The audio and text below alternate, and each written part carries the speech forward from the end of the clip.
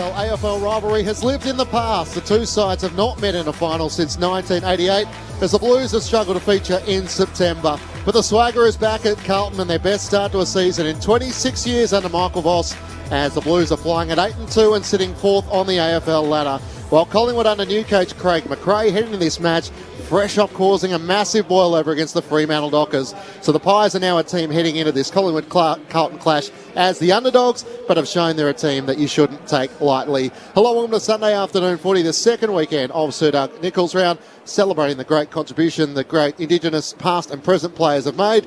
It's round 11 of the AFL.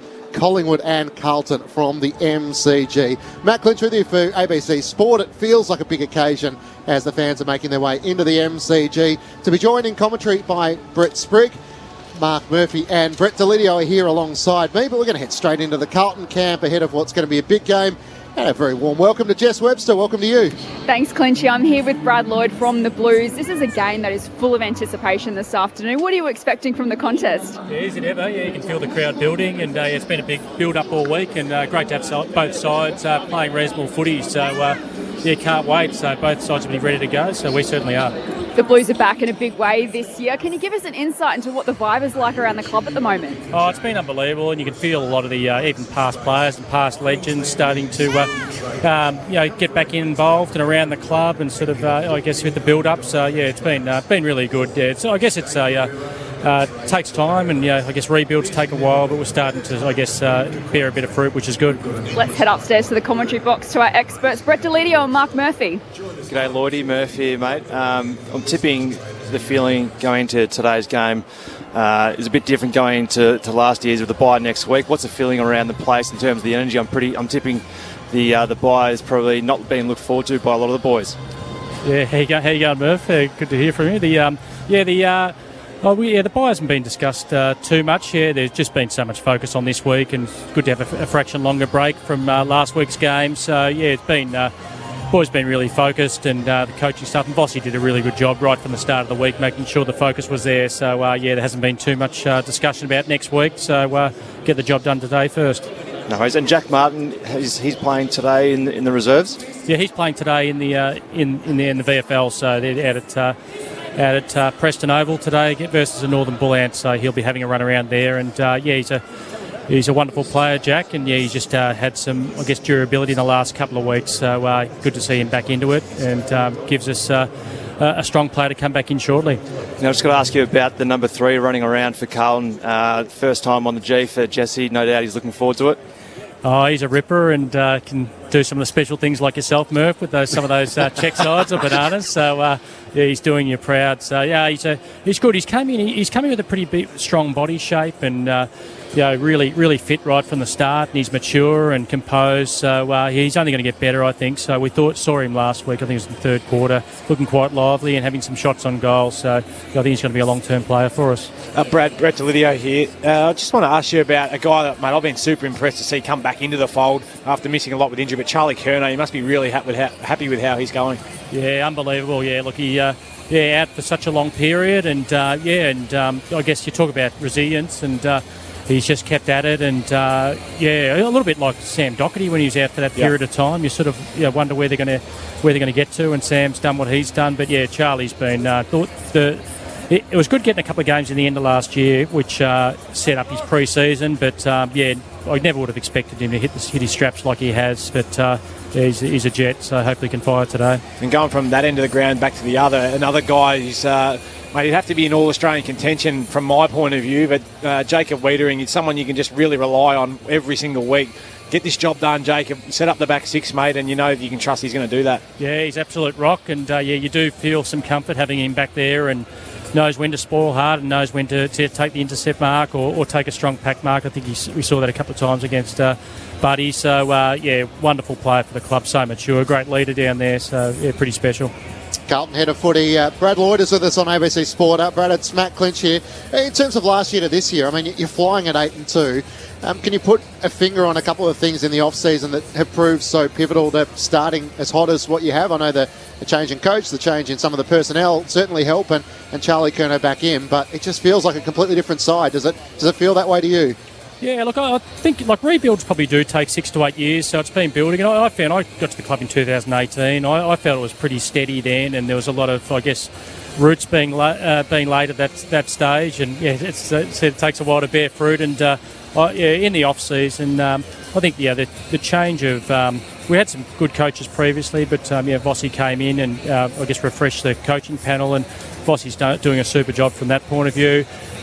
We've had some really good durability to our core group this year. We've had some injuries, but the core group have had a good pre-season, which is good. And I think our core is probably now sort of 24, 25 years of age, so they've come through. We probably had an older group and a younger group, but that sort of younger group starting to mature. And then we've seen some players like Durden and Motlop and these types come through, Jack Carroll, and give us a bit of depth there from the younger brigade. So it's a number of things. You need every area flowing pretty well. So the boys are starting to mature. So obviously building culture and then obviously setting standards and trying to keep that to them. Is the other part embracing the challenge that comes? So Matt Kennedy obviously out this afternoon, and we get to see Paddy Dow, who for a long time Carlton fans have wondered where his best spot is in the Blues side, and after some solid VFL form he gets a chance to show it today. Oh yeah, look, he's been an unbelievable form, Paddy. Like, he dominates every week in the VFL, and yeah, I dare say he's probably leading the list at the moment from the games I've seen. But look, Vossi's very strong on positional and making sure that players are played in the right position, and rather than I guess putting Paddy in different spots, he's a midfielder and waiting for that spot available, and he wasn't able to get into that first five yet, and Matty's gone down injured with the corky, so Paddy gets his chance. So Vossi's held his line pretty strongly there on keeping players in their positions, so it gives Paddy the best chance to come in when he gets the opportunity. So he's in unbelievable form, Paddy. So we're pumped for him to get the opportunity. Character-wise, he's really held his head up, so he's really impressed us there. Brad, you spoke about how the team's gelling really well and getting that consistency. The mid-season draft's coming up. Can you give us an insight as to where you're maybe looking forward to add to your list, or if at all you will be? Yeah, we've got 2 spots available with Oscar McDonald going on to long-term injury list as well, and then Liam Jones finishing up earlier in the pre-season. So we'll have 2 picks. We'll work through how many we use on the night. So if all our players on our order are gone, we won't use any, and we may use 2. So we've had a good look at from a talent point of view, but there's also a few positional spots we wouldn't mind looking at. So we'll have half a dozen in our order for Wednesday night next week, and if they're hopefully 2 of them are available, and we have 2 spots. So that'd be good just to add and top us up for the second half of the year. Brad, in terms of the occasion, standing room only, we're told, at the MCG for a Sunday afternoon. We know it's pretty passionate in the stands. What about amongst the playing group? Is it still as rife as what it used to be against traditional rivals like Collingwood, the big occasion and a chance to be favourites for one of the few times you've faced in recent years? Yeah, look, it certainly is. I think the club and coaches and Vossi and past players have done a good job of building that up throughout the last week or so. So certainly that feeling of rivalry is alive and well. And I think with both teams coming off pretty good form, that really adds to it as well. So I think there's excitement amongst the playing group and both playing groups, but then across the city as well. So I think it's great for footy, and if we have a crowd of 85,000 plus today, it'd be sensational for the game. It certainly will. We can't wait, Brad. Thanks as always for your time, and good luck today and for the rest of the season. Yeah, thanks, guys. Brad Lloyd joining us from the Carlton Footy Club ahead of a big clash from the MCG, Collingwood and Carlton. Great to finally welcome Mark Murphy. You know a lot about this clash between Carlton and Collingwood. Is it a rivalry you looked forward to? Does it live in the minds of the current players perhaps as much as those of the past? Yeah, look, it does. I think in terms of the rivalry, everyone within Melbourne who goes for Carlton or Collingwood all feels it. The players, unless you go for Carlton or Collingwood, you're probably not really used to it until you've probably played for a few years and experienced big games. But I suppose for where both clubs have been the last 2 or 3 years, there still is that, you get a big crowd. It's always exciting to play at the G. But now that both sides are going well, obviously Carlton 8-2 and Collingwood probably weren't expected to be where they are at the moment, especially coming off a great win last week. It just builds even more, and the talk around the town's always there. But the guys now, when they play today, and there'll probably be 85, 90,000, I think they'll get a sense of that rivalry when they hear the crowd going. Brett Delidio, welcome to you. These are the stages you want to play in, isn't it? 85,000+ at the MCG. A chance to test Carlton, a chance to test Collingwood. We spoke to Craig McRae on the lead yesterday, and he spoke a lot about the history of the Collingwood jumper, and they've done a bit of that leading into this Carlton clash about what it meant to be a Collingwood player and to do battle with Carlton on the MCG. Well, that's exactly right. I was talking to Jess before we came on air about the big games that I've been lucky to play in here at the MCG, and some against Murph and his mob back in 2013. I reckon it was that final. It was that was as loud a crowd as I've ever heard. So, it's good to experience those big moments, I think, for young players especially. And we know that Collingwood are building, because they're probably not going to play finals this year, so they've got to take this opportunity to really say, well, this is what it's like when everyone's here to watch. Can I perform when, there's a lot of noise? And do our structures stand up? Can I communicate with my teammates still? But a lot of trust comes into it, doesn't it, when you're playing in front of a big crowd, because you're expecting, you just got to know what your teammate's going to do with the footy versus being able to actually hear him and listen to direction. So, I used to love the big games. You always pride yourself on playing well in the big games, but didn't always eventuate, did it? Well, it is great so Carlton, they should play finals this year. So, and for a lot of guys, that'll be new territory. I think almost everyone in that side playing for Carlton, playing finals. I don't think Cripper played in 2013. I think obviously Ed Curnow, who's not out there today, played. Williams, when he comes back in, will have. He would have, but when you're playing for Carlton, though, and you're playing finals football here at the G, there's nothing like it. I only played in 2 games here at the G in a final, and we won both of them, and they were an awesome experience. So today's going to be a finals-like atmosphere when you're talking 85, 90,000 plus, and then you've got Collingwood being their home game. There's no doubt going to be a lot more Collingwood here, so it'll be great for no doubt both of the young guys on both teams playing, but Carlton should be there in September this year, so this is a good little warm-up for it. Would you get nervous, Murph, ahead of these games? Big occasion, even when you're experienced or you're leading the club, still the expectation of wanting to play well in those big games? Yeah, well, I was nervous before every game, to be honest. Right. So I think playing in front of big crowds, I think Lyd said it perfectly before. When the really good players set themselves on the big stage to play well, and not that you do a lot of things differently, but you come with a real steely mindset to make sure that when it comes your turn to go, you do it, and you want to set the scene. And when you're one of the better players in the side, you need to make sure that other guys follow your lead. So it's always a huge game. And today, getting up this morning, it was fresh this morning, pretty sunny. It's turned into a bit cloudy now, but I was a little bit sort of jittery myself, thinking, I wouldn't mind being out there this afternoon and trying to put it on a little bit of a show against one of the arch rivals in Collingwood. So there's no doubt, I think Cripper would be one of those guys who would have been looking forward to this ever since the siren went last week, and making sure that he put in a best on ground performance today. You can't get a better insight than that from Mark Murphy, recently retired, now with us in the ABC Sport commentary position. So the 261st time Collingwood and Carlton will clash. They're currently tied at 128 wins. It's incredible, plus 4 draws. So whoever wins today will at least get the bragging rights for now. There's another game we're keeping you across as well. It's taking place from Docklands. Third quarter action between St Kilda and North Melbourne. Ben Cameron, welcome. Yeah, thank you, Clinchy. Good news for the Saints fans because King has just kicked his second goal for them. So 9-6-60, the Saints, they lead North Melbourne 3-3-21. Now, before halftime, they'd kicked the last 4 goals of the match, St Kilda, and now they've kicked 3 goals to 1 in this third term. So well and truly in control. As I mentioned, King's got a couple. I've said it a couple of times already, but it's not the prettiest game of football I've ever seen. But St Kilda well and truly in control. They lead by 39 points, 12 minutes into the third term.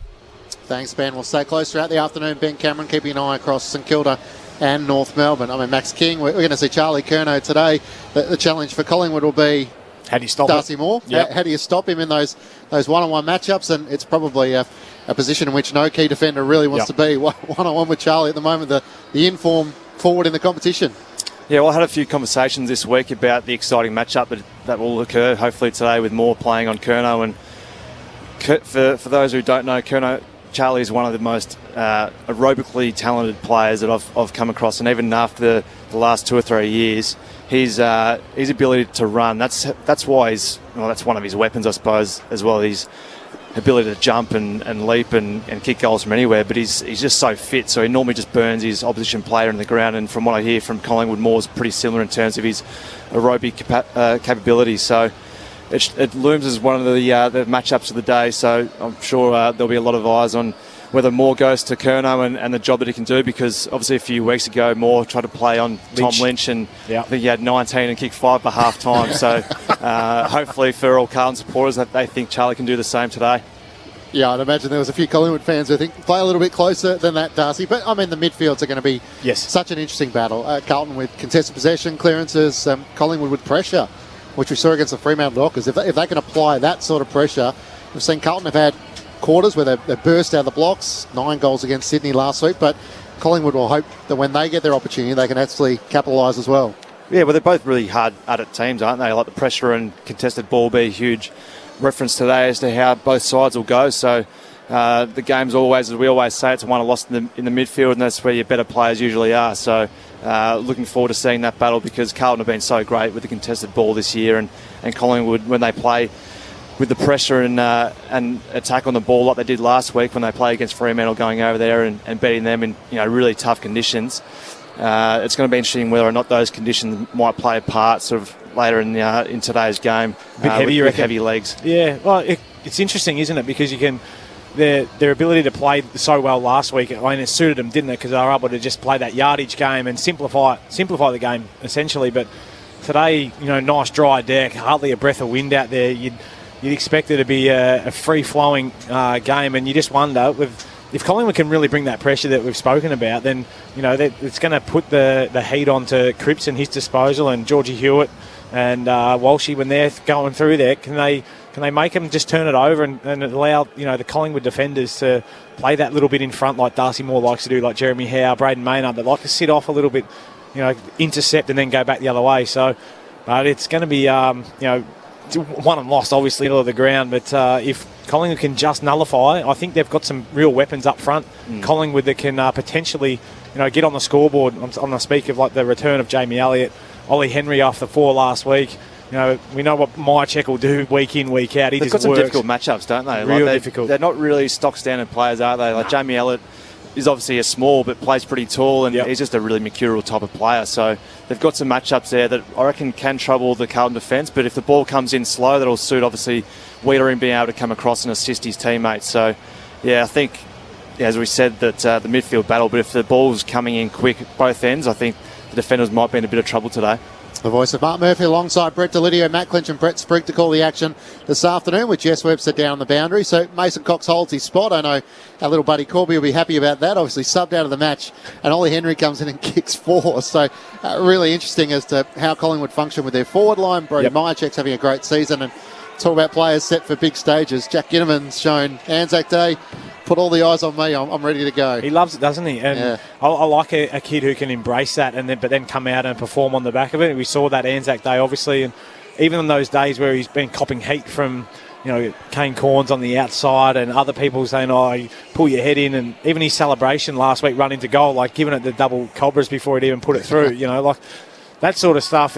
We can tell opposition are obviously aware of him, can't you? Because 100%. They get in his face, and they're actually almost going away from the way in which they play personally with players, and because they're seeing Ginnivan running around, carrying on like he does, but also playing such great football at the same time. So he does certainly get players off their game a little bit, doesn't he, from the opposition? Yeah, but I think I like to celebrate the guys that are individuals and really come out of there themselves. You don't want robots. Nah. In the way, one they perform off the field in terms of, how they speak to the media, but even like wearing your hair fully dyed blonde and rocking the long sleeves. I love that. I think that's, we need more players like that, but they've, like you said, like Jamie Elliott, another guy who's mercurial. He can go forward and be mercurial. Ollie Henry's the same. So there's some real weapons there, but on the flip side, I think, Carlton have got the same thing, but probably more through their midfield.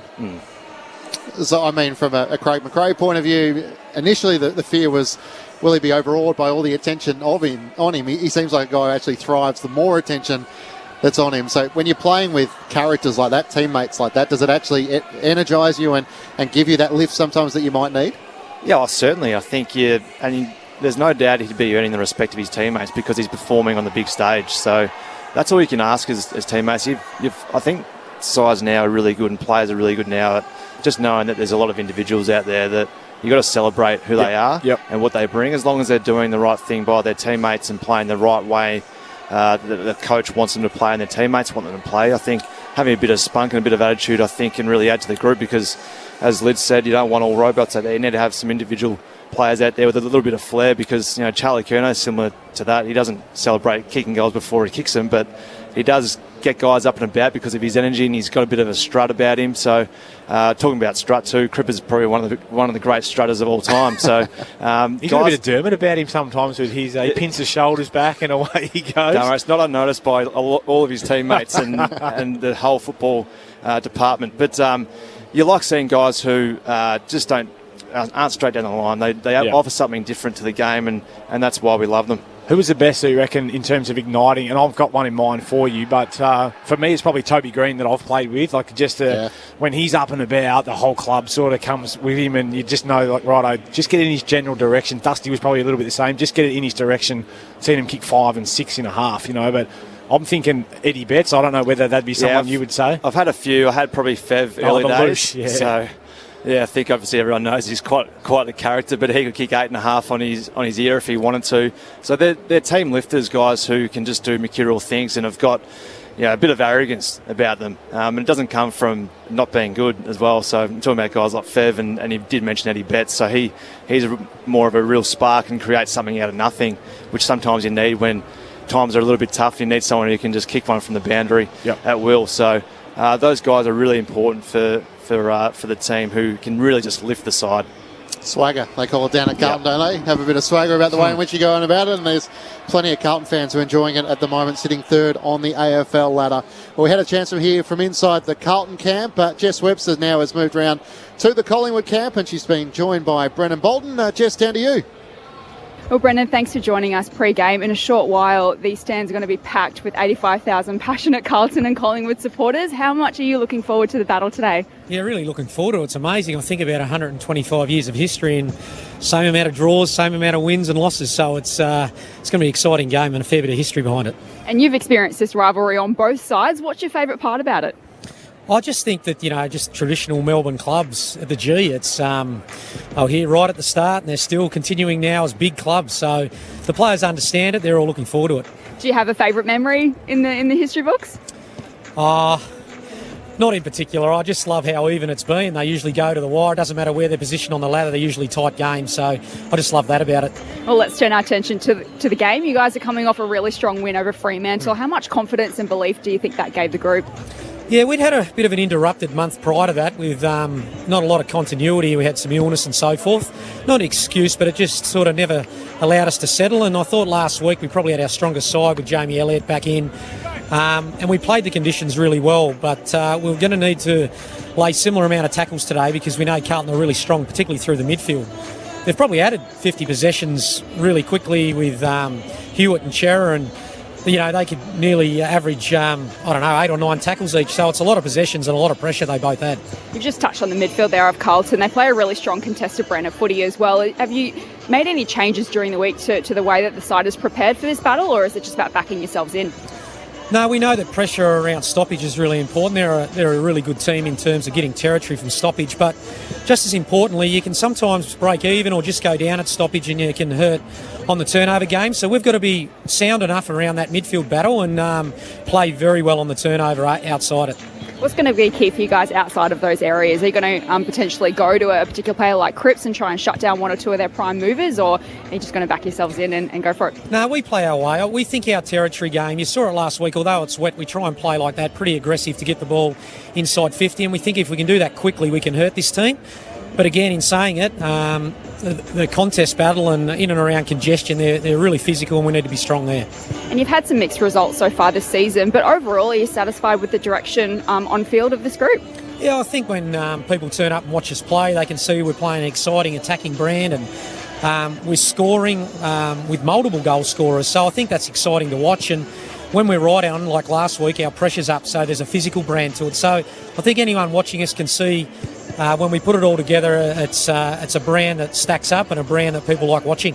The players really pumped about this contest today. Do they go into today really confident that they can match it with one of the best sides in the competition so far? Yeah, no doubt. We think our best competes with everyone. But with this team, they come out of the blocks. Their first half results have been really strong. They fell away a little bit in the second half, Carlton, but they can blow you out of the water in the first half, so we've got to come out firing ourselves. Well, thanks for your time and good luck today. Thank you. Cheers. Ever heard of Helper's Hire? The satisfaction, literally, I cannot define in words. By volunteering our time, we feed our own positive mood and boost our overall physical and mental health. To celebrate the ABC's 90th year of connecting communities, we're asking you to take the 90 for 90 pledge. Just 90 minutes of your time to help a cause that you care about. One person can make a difference. For more information, go to our website, ABC Gives. The Sir Doug Nicholls round. Hand pass to the runner, Franklin in full flight, Buddy, unguarded goal square, got it. That's exactly what that man can do. The ultimate entertainer. This is Sir Doug Nicholls round. Grandstand AFL. On ABC Radio and ABC Sport Digital. An old rivalry with new life as Collingwood and Carlton face off at the MCG. The Blues are flying with their best start in 26 years, sitting fourth on the AFL ladder at 8-2, taking on a Collingwood side who are just a game outside the top 8, having recorded their best win of the season in the West last week against the Dockers. Two premiership teammates, Michael Voss and Craig McRae, do battle from the coach's box for the first time in front of a huge crowd for Sunday afternoon footy. Matt Clinch with you for ABC Radio and ABC Sport Digital. It's round 11 of the AFL, Collingwood and Carlton. It's around 14 degrees at the MCG, a little bit cloudy, but we're hopeful the rain won't threaten throughout the afternoon, but the floodlights are on already. So the two supporters groups are lining up and the crowd is building. We're expecting just standing room only for this Sunday afternoon fixture. Mark Murphy and Brett Delidio, your experts. Brett Sprigg took all the action alongside me. Jess Webster down on the boundary. Bit of a tough one for Brendan Bolton, having to talk about his favourite Collingwood Carlton memories. Murph, I was very impressed with that question. I loved it. I was tuned in to that one. I'm not sure. I think we had a couple of wins, against the Pies under Bolts' reign. So I did have a bit of a laugh at that question. But he's obviously been doing a great job. He's really good at organising people around him. So there's no doubt he's come with a lot of experience over the years from being involved with Alistair and then coaching his own right. So no doubt he's been great support to Craig already so far this year. There's a fair bit of changes in both sides of the coaching side. New senior coaches, Aaron Hamill's come into the Blues and added some defensive element, which it sounds like has had a really big impact on the way in which the Blues are not only trying to defend without the ball, but restrict their opposition as well. Yeah, all the boys from that I've spoken to are all really enjoying what he brings to the football club. He's a really good character. Obviously, being defensive coach, you want to come with a defensive mindset. So he's doing a great job in that department. But they're actually playing some really good football as a unit down there and really supporting one another. So there's no doubt what they're training during the week is actually coming to a fruition on the weekend. And you spoke about Jacob Wiedering earlier, Lids being in All-Australian form. I'd be very surprised if it was to stop the season right now that he wouldn't be getting his first All-Australian Guernsey because he's been fantastic. But you add in with Lewis Young, who I think's been a really good addition, and then some guys around him. Obviously, Sam Doherty's been playing some terrific football. Adam Saar's been great as well off the half-back line. So they're complementing each other really well so far this year, but another big challenge today. I was really nervous for him when they lost Jones. I thought, there's another key post player that's just, it's going to be a big hole to fill. But Wiedering stood up by himself a lot of the time. He's super. But the other guys that you mentioned in Young, being able to add that, but then they're running half-backs. They've been electric off there. And I think his direction, his leadership, Jake, is just, that'll be no doubt helping Lewis become the sort of player that he wants to become. And he's no slouch either, Lewis Young. He's been terrific so far, and he's pretty tall. He's over 200 centimetres, so he can play. Is he one of the bear tamers yet? Probably not. He's not quite big enough yet to be a bear tamer, because Liam Jones was certainly a bear tamer. He was aggressive and really powerful. So I think Lewis is building into becoming a bear tamer, but doing quite a good job as so far at trying to tame those. You've got to be the number one man to be the bear tamer. You can't come in second fiddle behind Jacob Wiedering. He's the bear tamer. Okay, so Jacob's the bear tamer. He is, yeah. And then I think Lewis is just off to the side a little bit. Okay. For listeners that are just joining this conversation for the first time, Brett Delidio's dad Wayne has declared the best fullbacks are bear tamers. Well, the big ones that can wrestle, the big guys that can, take on your tomahawks. Back in the day, your pluggers, your Jason Dunstall. So that's what every club needs one. I think I had one in Alex Rance. He was fantastic at it. He could take the biggest and wrestle them, and he wasn't that big himself. Sunday afternoon from the MCG. We're also keeping across the events at Docklands, approaching three-quarter time there. St Kilda and North Melbourne. Ben Cameron. Yeah, thank you, Clinchy. About 90 seconds away from three-quarter time. It is St Kilda leading by 51 points over North Melbourne, 12-7-79 to 4-4-28. The last goal coming from King. He's got 3 for the afternoon. There was a nice moment in this third quarter as well when Owens kicked his first goal in AFL footy. Everyone got around him. And then just moments later, in fact 73 seconds later, Mitch Owens kicked his second goal in AFL footy. So when it rains, it pours perhaps. But St Kilda well and truly in control. I've said it a few times, not the best game you're likely to watch. They lead by 51 points close to three-quarter time.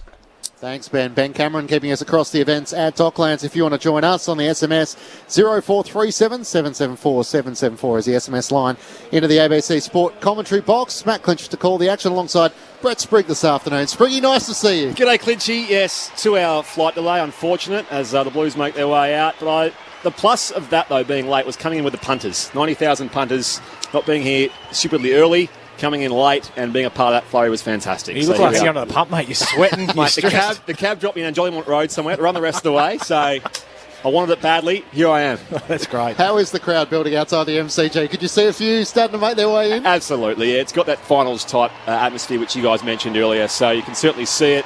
Plenty at stake for both sides. The Blues up and about, chasing what you say, their best winning streak. Clinchy in 2.5 decades, around about there. So just extraordinary for them this year. And the atmosphere outside and inside at the moment matches the occasion. So Carlton made their way out onto the MCG and they're starting to go through their preparation, and the Magpies are only a moment or two away. So we've had a fairly hefty lead-in, so a chance to focus on some of the individual matchups in a few moments' time. But with Nam losing yesterday, the streak is finally over. Yep. I guess the question looms as to who are the best challengers to face it with sides like Melbourne. Is it Fremantle after the win yesterday? Is it a team like Carlton who have a great contested style of footy and clearances? Is that the questions you have around the Blues as to whether they do have all the right elements to challenge the best sides? Well, they've ticked every box so far that they've needed to, and it just shows you that no team is unbeatable. So, Nam going down against Fremantle was obviously a huge result. We've all been looking to see who was going to be the first to do that. So it just shows you that everyone can be beaten on any given day. But Carlton, I think, certainly do have the personnel to take it up to Melbourne. Fremantle obviously have shown they can. Brisbane's another team I think is really going to feature quite heavily later in the year. So, look, there's obviously some teams who can match it up against them. I think Melbourne at their best looks still like they're pretty hard to beat, and they'd still obviously be favourite for the premiership. So full strength, I think you're right. Yeah, and look, it depends on injuries towards the back half of the year. If teams can keep on getting on a strong run like Carlton are going so well at the moment, just stringing wins together and just adding more strings to the bow is really important. So no one's unbeatable, are they? No, I think that's the key. You said full strength. I like the D's. I think they're obviously as good as any. But Fremantle have shown that you can strangle teams and they're defensively really sound. I think the Blues across the board, we speak of Wiedering, but then their midfield's really strong. And you get Mackay and Curnow firing up front, and they've got some little blokes down there that can really kick goals and put pressure on. I think that's the element that they've added in terms of defensive forward half play. And I like what the Saints are doing. I think we did their game against the D's, and their second half was as...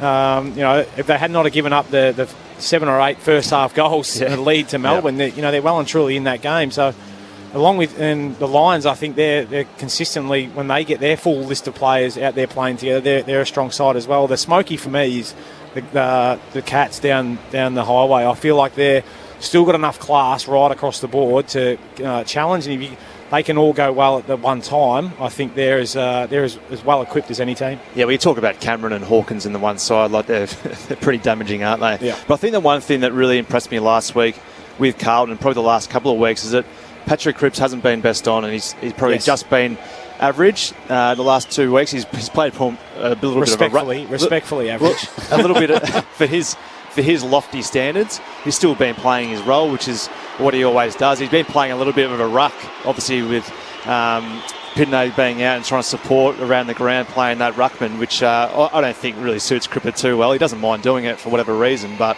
I think the fact of Cribber not being at his best the last couple of weeks and the side still finding a way and guys around him still playing at a really good high level, I think is always a good sign when usually you rely on Patrick Cripps having 30 and kicking 2 to win most weeks, and the last couple of weeks he hasn't had that.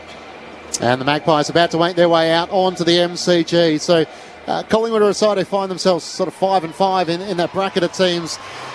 Like the Western Bulldogs are a game further clear. Richmond, the Suns with their big win. Port Adelaide. Swans, who are all kind of wrestling potentially for the bottom half of the 8. And there's sort of a fascination around Collingwood. Could they kind of string a few wins together, or for a team that finished 17th last year, would you be happy to see them beat a team like Carlton? Like they obviously took Geelong in a high-scoring contest at the MCG right up to them. Is that where Collingwood's expectations will be this season? Well, I think for Collingwood, for mine, is that they've got a lot of things going well at the moment, but they're going to have those ups and downs. And I think ultimately, like that loss to West Coast earlier in the year is probably going to come back to bite them a little bit. You know, that's one you probably shouldn't have let slip, considering where the Eagles are at the moment. But they're doing a lot right, and they're playing off high energy, high enthusiasm from a lot of young players, but they're also testing out their depth a little bit as well. You know, they're not afraid to make some changes, bring some players in, see them in new positions. If they can continue to do that, then they'll be thereabouts. But I haven't got them inside my top 8 at the moment. I think they might be a year too early, but they'll certainly learn a lot about themselves and be better for everything that they've done their first year under Fly, and no doubt be a serious challenger in the next 3 or 4 years, I would have thought. Yeah, well, I think expectations were always probably pretty low going into this year. First year coaching Craig McRae, and probably their list isn't quite the stage of playing finals and really competing hard in finals. But, guys come along and improve pretty quickly, and if the belief's right there, then confidence builds. You never know where it can get to, and having a win like last week against Fremantle over there, and a really strong win at that, can start to build confidence. And if they can play some really good football today and take it right up to Collingwood, to Carlton and win, then who knows where they can get to. The thing that impresses me, Clinchy, is that it's not Pendlebury having to get 35 anymore. It's not Sidebottom doing the same. It's, they've got other guys that are covering that. And mate, Jack Crisp for me, like how do you play 170-something games in a row and average over 25 pretty much for all of those? He's absolutely flying at the moment in the middle of the ground. He'd be nearly leading their best and fairest, wouldn't he? But you'd think so. The streak almost came to a halt last week, where he didn't train as much last week against the Dockers, but was able to continue that on. So he's still got a fair bit of ground, I think, to chase Jimmy Steins. But as you guys said last week, you need a little bit of luck to be able to play such a long passage of consecutive games, and he's been able to have that. So Collingwood have made their way out onto the MCG. So the Collingwood Indigenous jumper, designed by artist Tyson Austin and Troy Isles, proud Wamma people. The design tells the story of the club entering a new chapter. The falling feathers are symbolic of the Magpies shedding its old feathers to be replaced by new ones, and the back of the jumper features a Coolumong providing a safe place for magpie eggs to hatch and to be nurtured. And the Carlton jumper, obviously they're going to be wearing this for the second consecutive week, designed by Indigenous artist Shani Kellett, and each circle represents the club's Indigenous players in their country, and every past and present Indigenous player to have worn the Carlton jersey. So one of the great parts about Indigenous round is some of the storytelling, and I guess looking back at some of the past legends and the current players playing. Is there a favourite Indigenous player that you guys played with that comes straight to mind? I love playing with Andrew Walker and Eddie Betts. I've played with quite a few exciting Indigenous footballers over the years, and I still remember a couple of the hangers that those guys took. One out here, Walks taking an absolute, I can't believe it still didn't get Mark of the Year against Essendon. That was huge. That was on Carlisle, yeah? Yeah, and then Eddie Betts had 2 up at the Gabba one night up there when we played against Brisbane. And for a small bloke who's 172 to be able to take a hanger and jump on blokes' heads, and everyone talks about his goal-kicking prowess, and which they rightly should be. For someone so small to jump up and take big hangers, that's why we celebrate Indigenous athletes and footballers, and some of they can do things out there that just not many can. So they're so special to our game. I played with a couple of my favourites that I played with, obviously Andy Cracker when I first started, the daddy. He made some of the things that he could do in a small space was incredible. And Richie Tamling as well, another Indigenous boy that I played a lot of footy with early days. But my favourite all time was Andy McLeod. I just absolutely loved him. Yeah. He's a smooth mover, I actually was able to get in contact with him when I was really battling with my own footy, and mate, he was awesome to talk to about just enjoying your game more than anything else, enjoying the game for what it is. So absolute all-time favourite, Bunge McLeod. The one that just strikes me with Andy McLeod, and we were both pretty young, but just being able to run at unbelievable pace, bounce the ball, and look over the shoulder like he was just in second gear. No one's catching me. No, and I played with a bloke who was pretty similar in terms of how heavy he ran and moved, like Chris Yaron. Was very similar. Yes. And guys would get close to him, and he'd almost just look over his shoulder and just go, no, I'll just go up to third gear here and just take an extra couple of steps and just deliver and normally hit the target. They're just special players, and Andy McLeod was one of my favourites growing up. Spriggy, you got the call, Lance Franklin in Sydney. It doesn't get much better than that, does it? 5 goals and best on ground for the second time in a Marngrook match, as it is up there in Sydney, the feature event of St Nichols round. It was just tremendous, and that club as well, Sydney, celebrates that part of their culture so well. Yeah, I got to call Eddie Betts for 5 years in Adelaide, and I don't think I've seen too many players arrive at a new town and all of a sudden be as loved as what Eddie was, but Jeff Farmer for me was a hero growing up. If you could take a mark like the Wiz, you knew you were going well. So that was what I was always trying to emulate, unsuccessfully in the backyard or at the schoolyard. We can now head down to the middle of the MCG for the official welcome to country. I pay homage to the sacred ground that we're on. I wish to acknowledge both teams and their families, my elders and any other elders that are present, and the Aboriginal and Torres Strait Islander persons, and I acknowledge you all, and I pay my respects to your ancestors, elders and families. It's an honour and a privilege to be here today with Sir Douglas Nichols round. I call him Uncle. I grew up with knowing him and visiting us as a young child and with my grandmother. So I have great memories that are very special to me.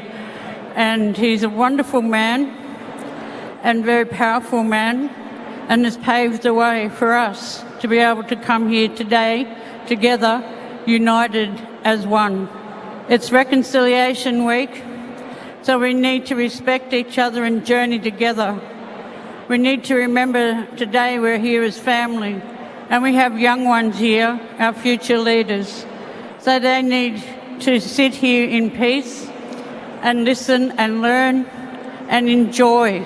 So please remember there are families here, and we need to take care of each other.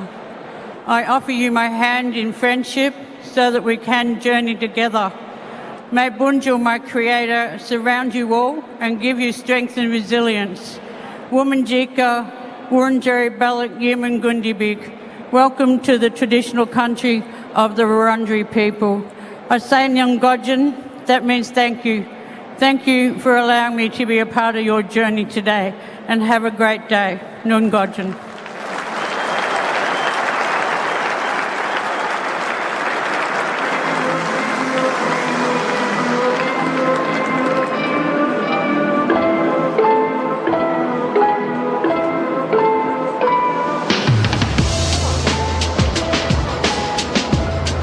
So we're seeing a video montage on the big screen here at the MCG as the two playing groups break into their respective huddles and start to go through their final preparations ahead of this afternoon's clash. It's Collingwood and Carlton from the MCG. There's no late changes for either side. Start of the final term at Docklands. St Kilda taking on North Melbourne. Let's check in again with Ben Cameron. Yeah, so as it stands at the moment, Clinchy, it is St Kilda 12-7-79 leading North 5-5-35. So the Saints by 44 points, but North trying to restore a little bit of respectability in this match. We're 5 minutes into the fourth term, the Saints by 44 points. Thank you very much, Benny. No late change here. So Bo McCrew, the sub for the Magpies, and Jack Carroll for the Blues. So not too far to go to the opening bounce. So final thoughts from Brett Delidio and Mark Murphy. Where do you think this game is going to be decided? Sorry, I'm just looking at some of the highlights from over the years of some of the games, hoping to try and feature in one of them. But little head rub or something. I probably won't. I'm looking forward to seeing how Paddy Dow goes, to be honest. I think 100%. A lot's been said about Paddy, and he gets his opportunity today with Matty Kennedy going out of the side. So I know how hard he does work, Paddy. I know how clean he is inside. I just hope he can really feature today heavily for the Blues and try and cement a spot in this side, because I think he's one of the untapped talents in the footy club. So hopefully for Paddy's sake and for Carlton fans, they can hopefully see the best of him today. Well, I'd like to see a bit of pick and stick, Murph. Pick him and allow him just to develop into his game, even if Matty Kennedy does come back.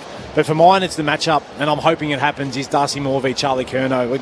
We saw against the Tigers that Darcy Moore didn't play his best game. He probably wasn't responsible for all of those goals, but he wasn't close enough, I didn't feel. I was watching it live, I was here, but I think that he would have learned a hell of a lot for that, and he want to say, right, well, I'm going to take ownership of this, I'm going to control, and say, well, Charlie Curnow, good luck being the form player that you have been.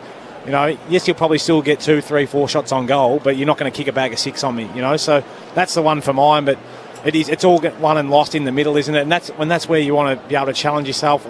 I like probably the challenges of De Goey and Adams, Crisp in the middle versus Cripps, Hewitt. Tongue twister, that one.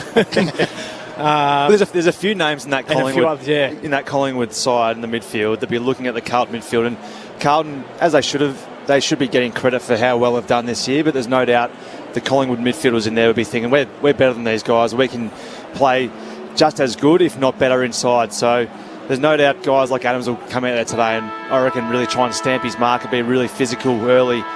So it'll be really exciting to see the two midfielders go head to head. So I think that's a really exciting part of today. And yeah, you did mention Charlie Curnow and Moore. I think no doubt from both individuals' point of view, they would have looked at each other throughout the week and thought, well, this is my chance on a big stage to really show the competition how good I am. Charlie would be thinking that, no doubt, and so would Moore.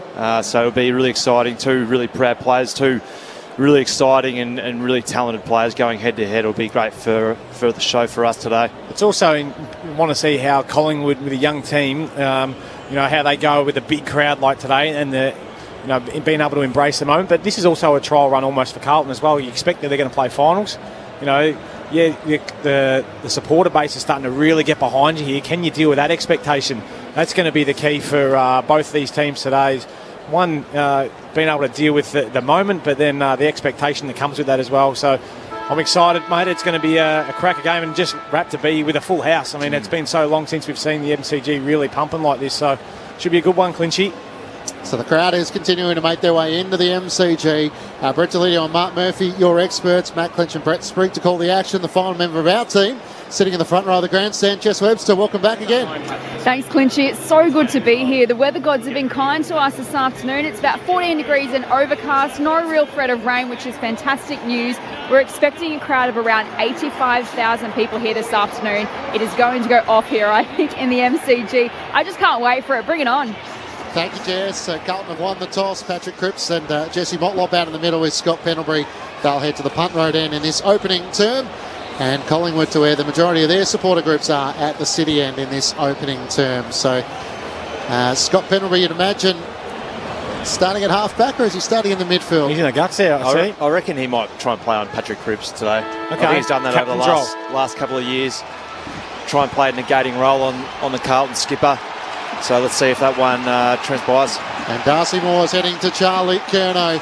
Stocker alongside Jamie Elliott in the goal square for the Magpies. So for the 261st time, it's Collingwood and Carlton. Both sides tied at 128 wins and 4 draws. After today, someone will have bragging rights. Here's Brett Sprigg. Let's go. Cameron v. de Koning. Carlton win the tap. Cripps, hand pass off the Chera. They win the first clearance. Tumbles the ball inside forward 50. Unkind bounce to Silvani. Tapped out the back here. Getting goal side Durden. Can't shuffle out the hand pass here. Motlop lurking in the pocket. Hand pass back inboard now. Big tackle put there from Maynard on Walsh. Footy comes free. They can rebound the football here. Side bottom for the Pies.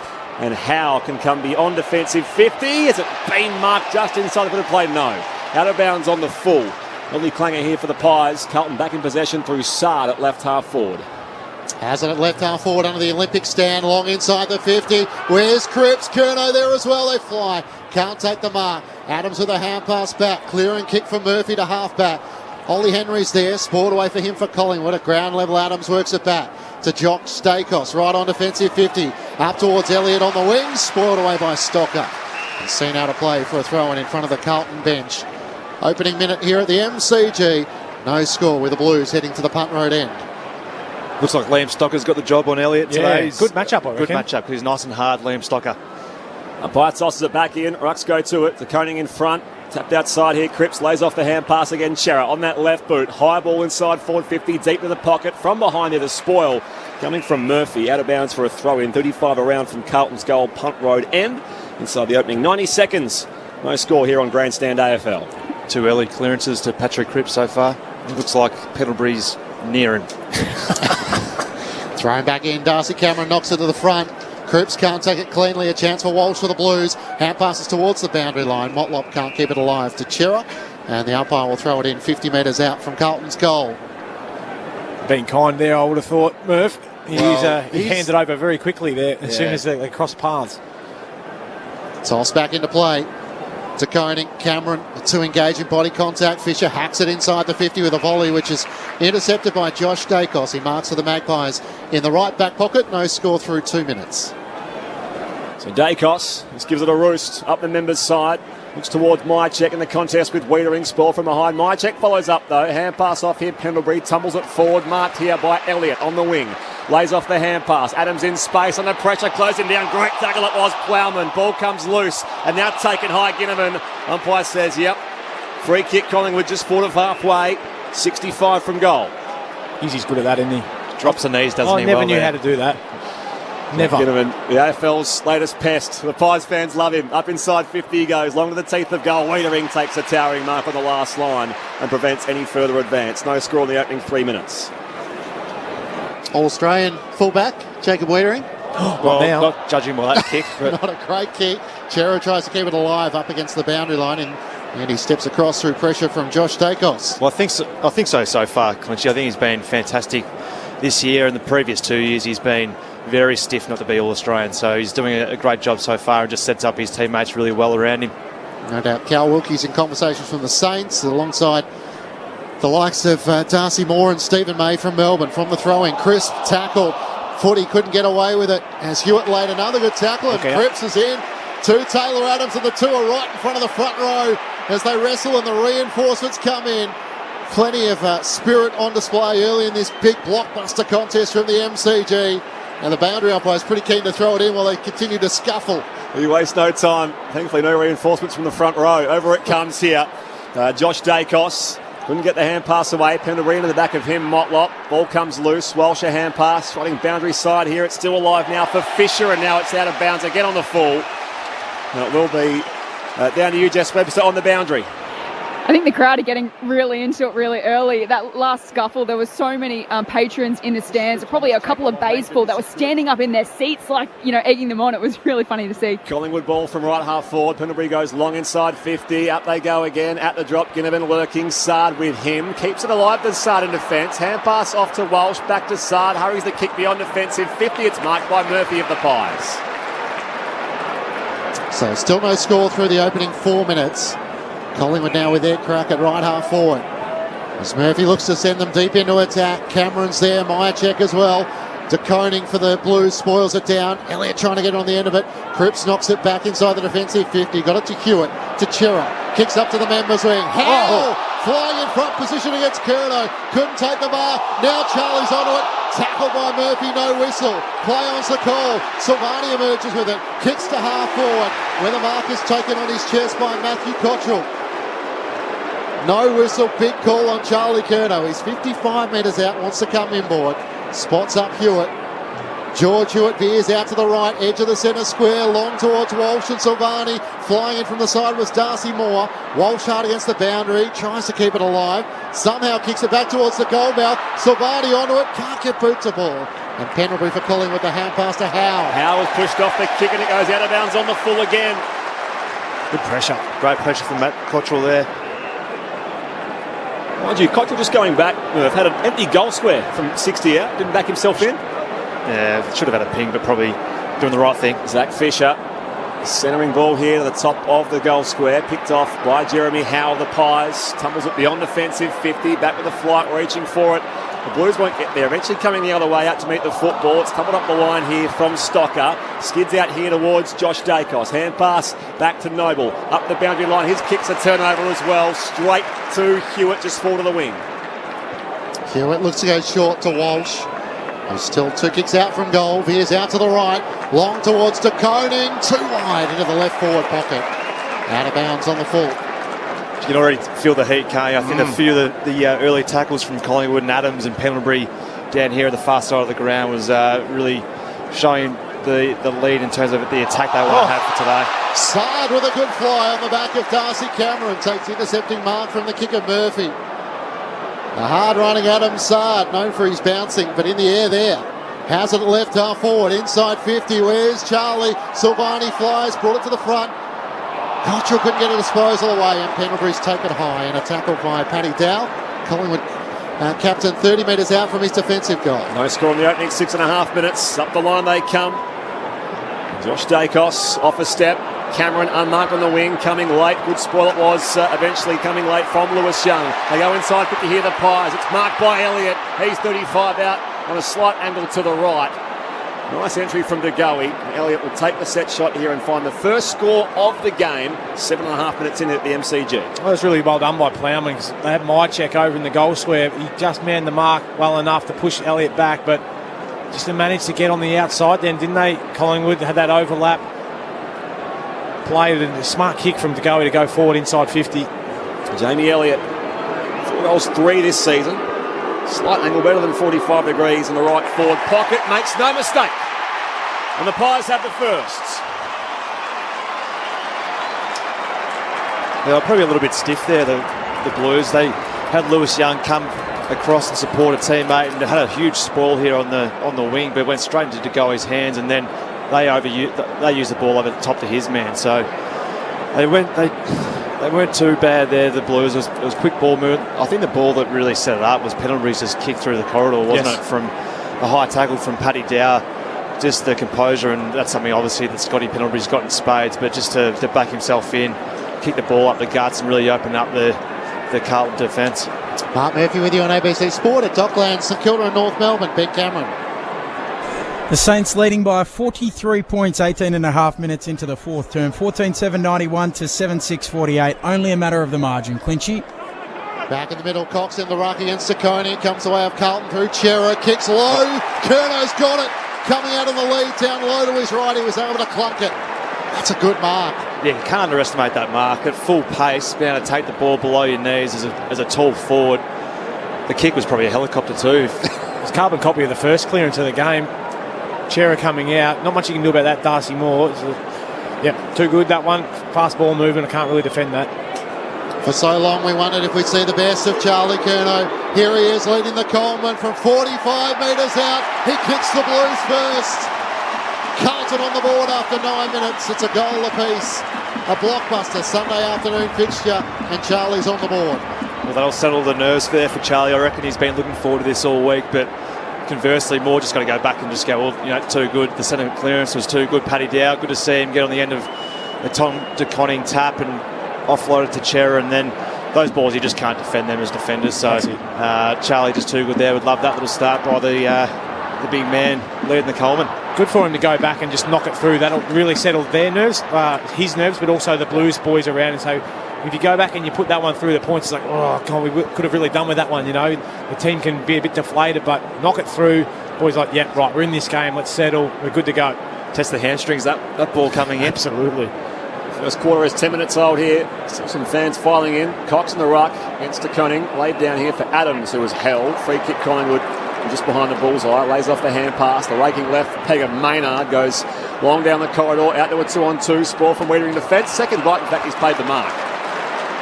Wiedering marks in the right back pocket, one straight 6 apiece here, 10.5 played, Wiedering called to play on, sends it along the southern wing, tries to find it out there towards Dow, up in the contest with Sidebottom, and it's off hands for a throw-in.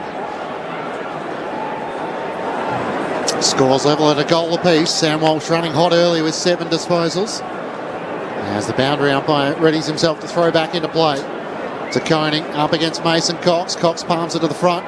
Cripps worked off it for Carlton. And a big tackle laid by Darcy Cameron following up his ruck work, making sure Sam Doherty can't move any further. Left half forward for the Magpies. Umpire tosses it in the air. Cox with the goggles up against De Koning. Knocks it down.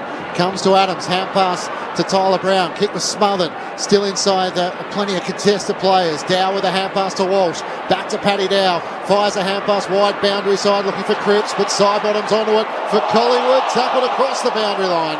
Great lunging effort from Adam Chera. A throw in the same position, left half forward for the Pies. Looks like Carlton forward. There's a Carlton sort of small forward coming up to the stoppage, playing with 5 forwards at the moment. Umpire heaves it back in. front of the Shane Warne stand, southern side of the MCG. Taconing up in front, down to Chera.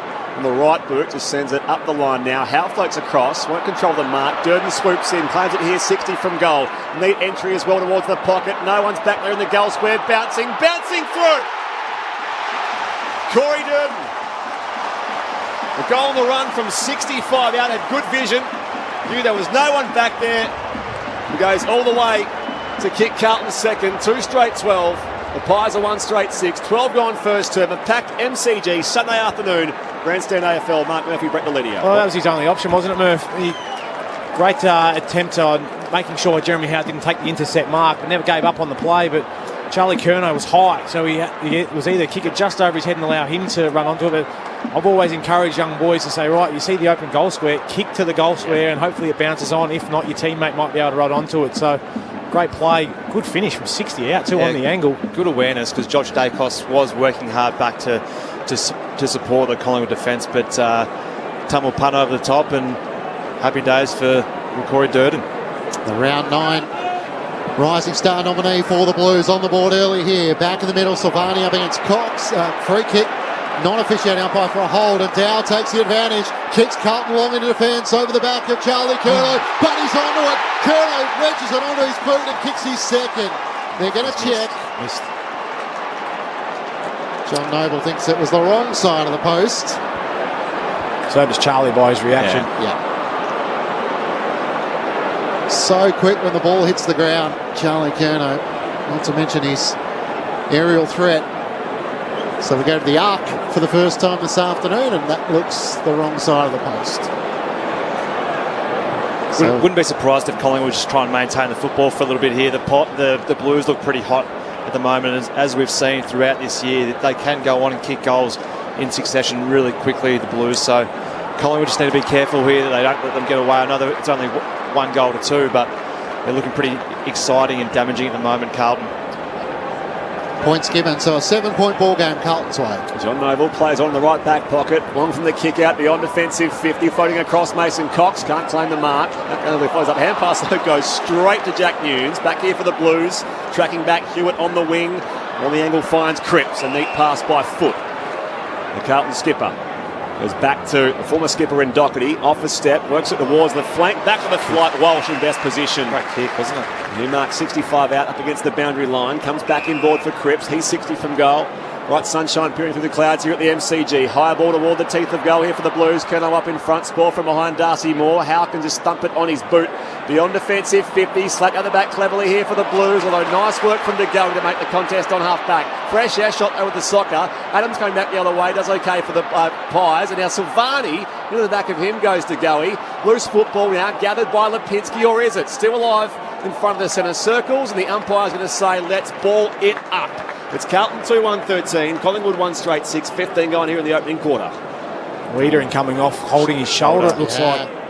So get Jess Webster, keep a look on that. Cox wins down the tap, straight to Walsh, who's tackled immediately. Cox and also Ollie Henry laying the tackle. Umpire quickly throws it up. Silvani doing the ruck work. Mason Cox comfortably wins it down to DeGoey. Kicks towards 50. Running onto it, Sard. Pinched it from Darcy Cameron. 1-2 with Doherty. Back to Sard. Through the middle of the MCG. Hand pass to Hewitt, who can fire a hand pass laterally to O'Brien on the wing. Short pass and Silvani marks. Centre of field. Shane Warne stand side. Third generation Blue takes his time from the outer logo. Calls the play to him, thumps it long inside forward 50. Up goes Murphy in defence, Moore in there as well. Howe kept his feet at the drop. He gets the hand pass out to side bottom, works his way around Cottrell, back to Quaynor. Standing start with the hand pass, off half back. Now Howe can clear. Out to the southern wing, DeGoey up in front, going the other way. Myercheck, friendly fire. At the drop, Sard. Gets the hand pass back for Doherty here for the Blues. And now they can come back up the line where it's marked. No, it's a little too deep this time. The ball for George Hewitt. It goes out of play for a throw-in. 70 around from the Carlton goal. Jess Webster on the boundary. Doesn't look great for Jacob Wiedering. He's straight down into the rooms with the medical staff with that right shoulder injury, it looks like, and he made a makeshift sling out of his Guernsey, holding it in place. Thanks, Jess. So Plowman to Myercheck at the moment with Wiedering off the ground. Cox wins down the tap towards Lipinski, couldn't get a disposal away. Hewitt with a hand pass to Doherty for Carlton. Hand pass to O'Brien to Cripps, the Carlton captain, deep inside the 50. Murphy well set in front of Charlie Cameron, and he takes the mark. Had a lot of challenges with concussion. Feeds the hand pass back to Noble for Collingwood. In the defensive 50 to Nick Dacos, up towards Ginnivan. Used his body well. Got rid of Saal, but run down by Nunes. Josh Dacos pitches it back for Collingwood. Turns and kicks boundary side. Members wing. Darcy Cameron marks on his chest in front of the Collingwood bench. Blues by 7 points. 17 going first term. 2 goals to 1 here early on. Darcy Cameron, big lad from Albany. Thumps it up towards half forward. Wanting to sit up there. Mason Cox. Initially my check on the rise, but Mason Cox in from behind. Clunks it 55, make it 60 out. They all start to surge forward in black and white jumpers. As Cox is called to play on. High to the hot spot now. Up they go again at the drop though to Goey. Roved it into the back of him. Great work it was from Plowman. Ball still alive here for Lipinski. Check side from the pocket across the face. Marked by Sidebottom. Just went the required 15. He plays on and dumps it through for the Pies second. Carlton 2-1-13. Collingwood now 2 straight 12. 18 played first term here on Grandstand AFL. Well, it's a developing story, isn't it, with Jacob Wiedering, because I think if to lose one player out of the side that you really desperately don't want to lose out of the Carlton football side, it's probably Jacob Wiedering, and hopefully it's not too bad. Hopefully a stinger, but running off with holding the jumper like it should be in a sling doesn't look great, does it, Lids? No, that's it. But I just want to talk about the forward craft of Steele Sidebottom. I watched him as a pup, mate, in the under-18s when he used to dominate back there for the Murray Bush Range, just doing exactly that. Always been a very clever footballer. Well done by Pat Lipinski, just his ability to stay involved and just scrub a kick going forward, wasn't it, to the top of the goal square, and that's where every winger plays their role, being down there like Steele was. What about the aerial work of Mason Cox? Not bad, we need 211 centimetres. Back in the middle to Koning, wins down the tap for Carlton, trying to get the clearance. Dow, a clear passage was made for him. Kicks towards half forward. Quaynor in front of Owies. Takes them off for Collingwood on the defensive 50. Jess Webster on the boundary. Bad news for the Blues and Jacob Wiedering. It looks like Carlton have activated their medical sub. Jack Carroll's going to come into the game. Wiedering out with a right shoulder injury. So big news there. Not exactly a like for like. So Plowman, is there anyone else that can potentially... Stocker's going to have to play tall, I would have thought. Maybe a Jack Silvani might have to go back or something if they feel the need to have a tall. Chris Passer for Collingwood on the southern wing, up towards half forward. Darcy Cameron behind, spoils it down to the front, but Sard's there. Hand pass away to Cottrell, trying to link up with Chera. Jack Crisp was in there, couldn't win it for Collingwood. The Blues win a free kick and advantage. Motlop with a hand pass. Carroll's kick intercepted. Onto it, Darcy Moore, and away he goes. He rebounds quickly, high ball inside 50, 2-on-1, and snatched out of the air. Great work it was by Henry. How good's that? Darcy Moore coming off half-back, and that's what we know. He is at his absolute best. I love that he takes the mark but wants to go forward at the game, and that's what gives him that 2v1, essentially, wasn't it, down there? I'm not sure who was playing on Henry at the time. My check was up, but it was up against Plowman, but Henry come in from the side. He's got serious hops, this kid, when he launches at the footy. He was a sub last week, replacing Mason Cox. He kicked 4 goals against Freo. Ollie Henry, he connects from 50 here with a set shot right to the city end, all the way.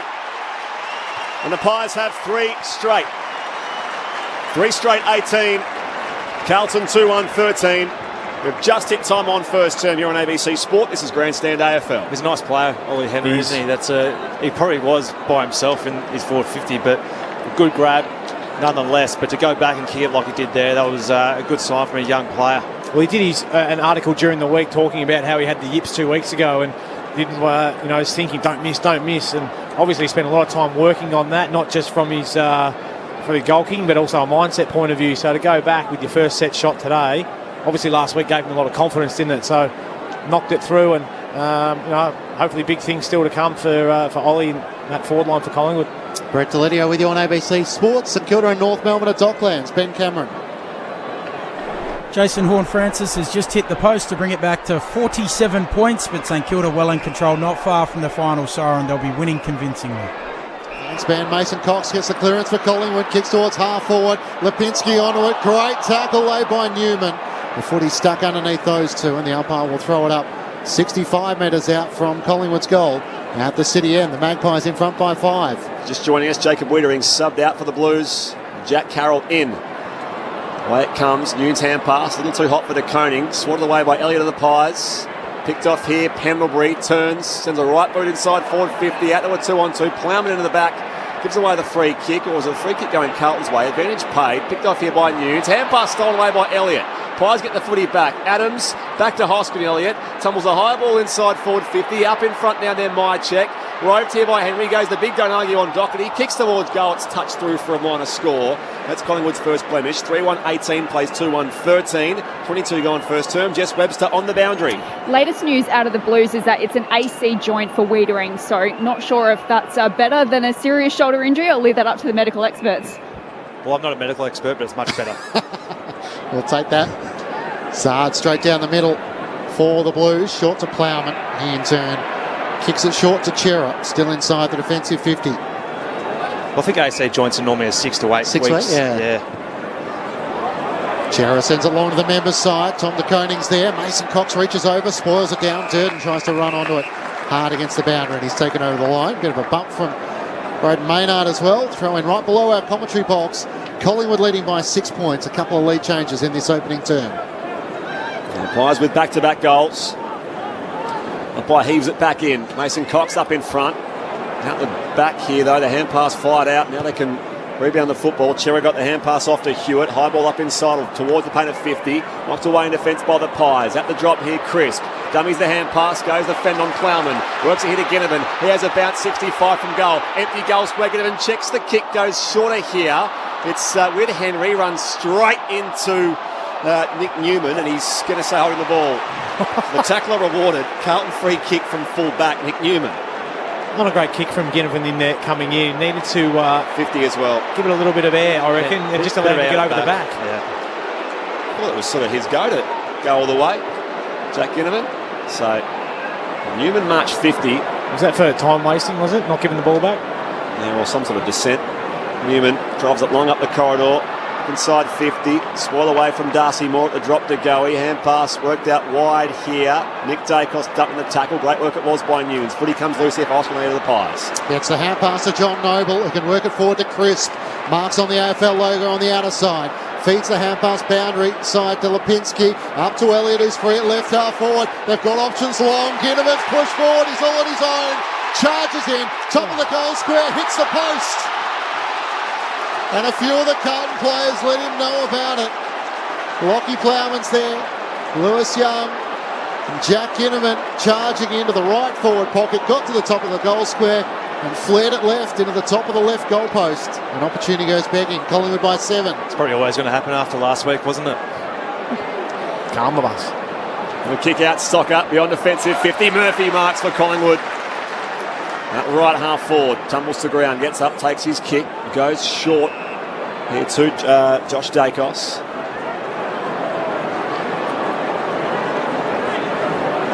Dacos assesses the options, drives it long inside forward to 50. Mason Cox a running start, up he goes, at the drop, Adams shoved out of it. Plowman hand pass for the Blues out wide, Doherty, and now Hewitt. The former Swan just turns it beyond defensive 50. Maynard in from behind there. Cripps with the spoil. A drop. Cottrell to get some run going here. Hand pass out in space again. Newman beaten to it this time by Murphy. Durden in there as well. Good bump. Cottrell on Moore. Footy comes loose here. Where's Motlop? He sockers toward the flank. He's going to be beaten here as he's outnumbered. Maynard, good shepherd. Picked up here by Nick Dacos. Umpire says it's all okay. Oh, it's still alive here in the pocket. Pendlebury dumped by Cottrell. Footy comes loose. Going in hard again. Pendlebury. Hand pass back. And they can work it away. It's out of bounds on the full.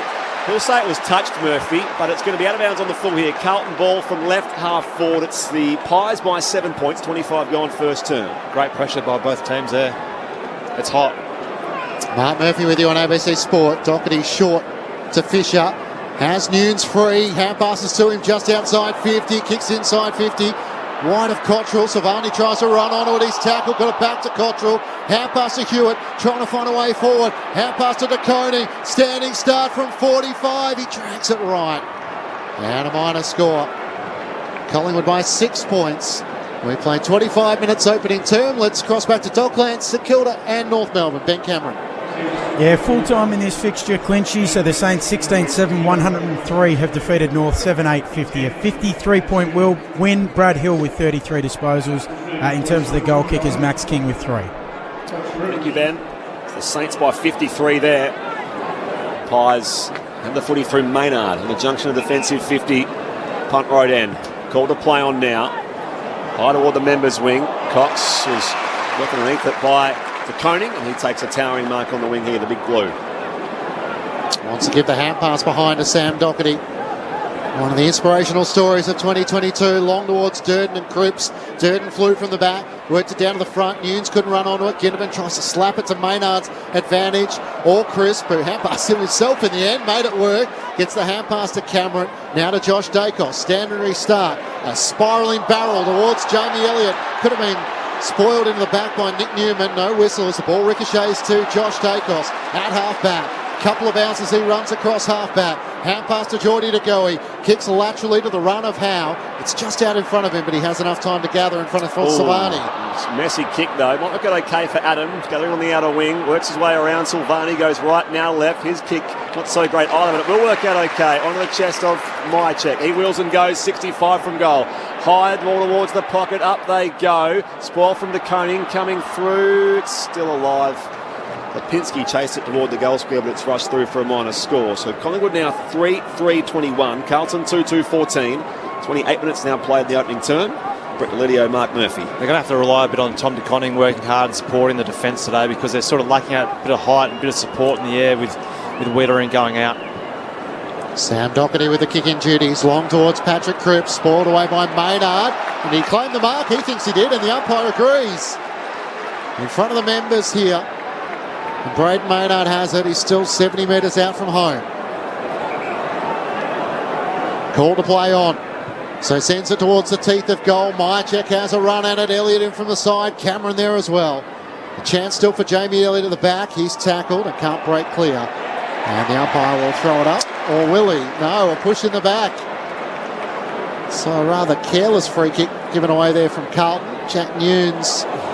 Was that a sling tackle, did you think? I think that's what he's paid it for. I was just about to say how much I was loving the hard contest, the big hits. I thought it hadn't been over-umpired until that decision just then. I don't think that's a sling tackle.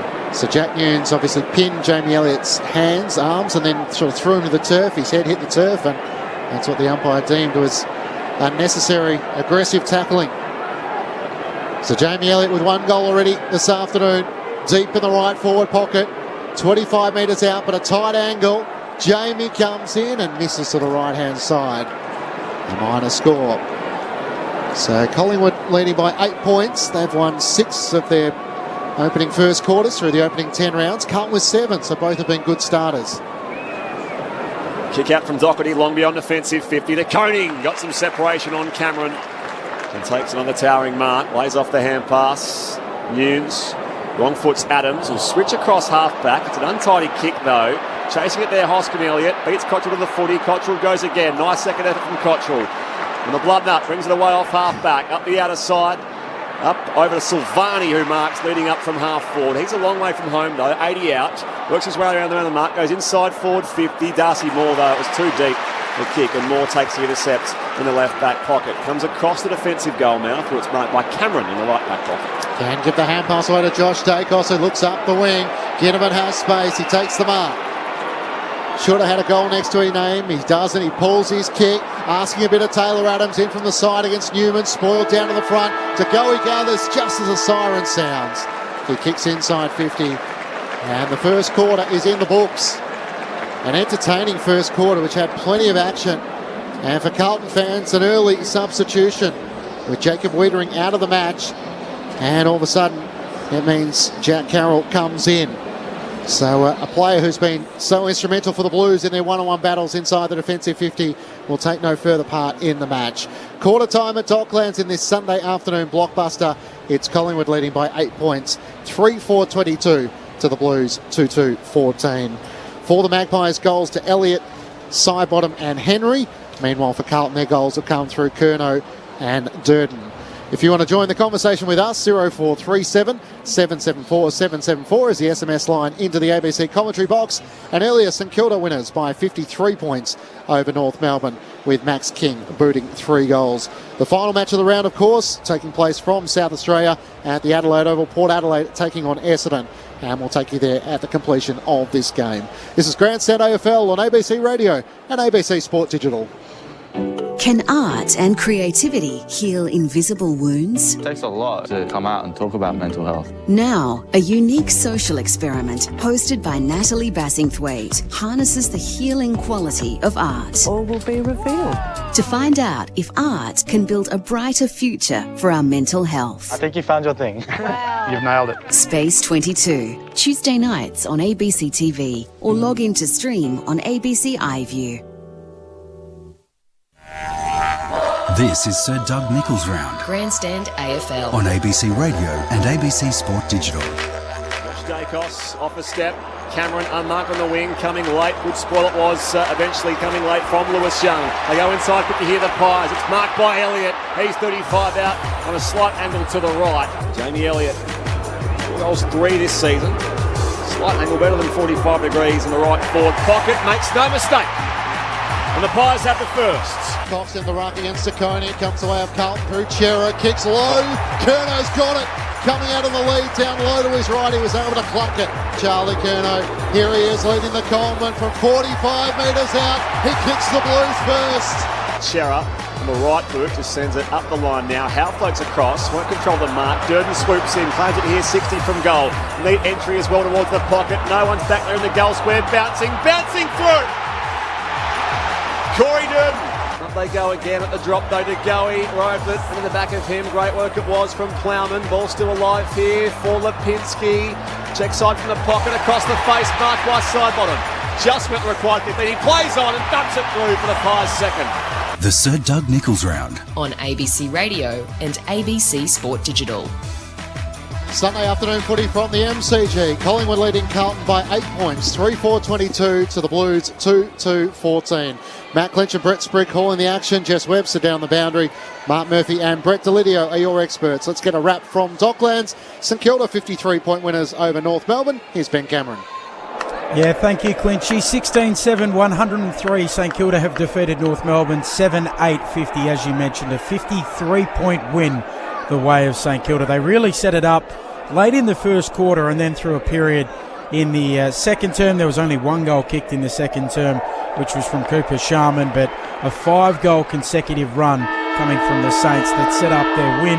Also, Mitch Owens, he was able to kick his his first goal in AFL footy, and then his second about 73 seconds later. Max King, he finished up with 3 goals. Bradley Hill finished up with 33 disposals, leading all comers. What it means for the Saints is they actually move into 4th on the AFL ladder, the live AFL ladder, but that's dependent on what happens with Carlton. The Saints by 53 points, Clinchy, over North. Thank you, Ben. Ben Cameron there. The lonely finger making his way around the boundary with the big puffer jacket on was Jacob Wiedering. His arm in a sling and a water bottle in his right arm, so he'll sit at the back of the bench for the rest of the afternoon.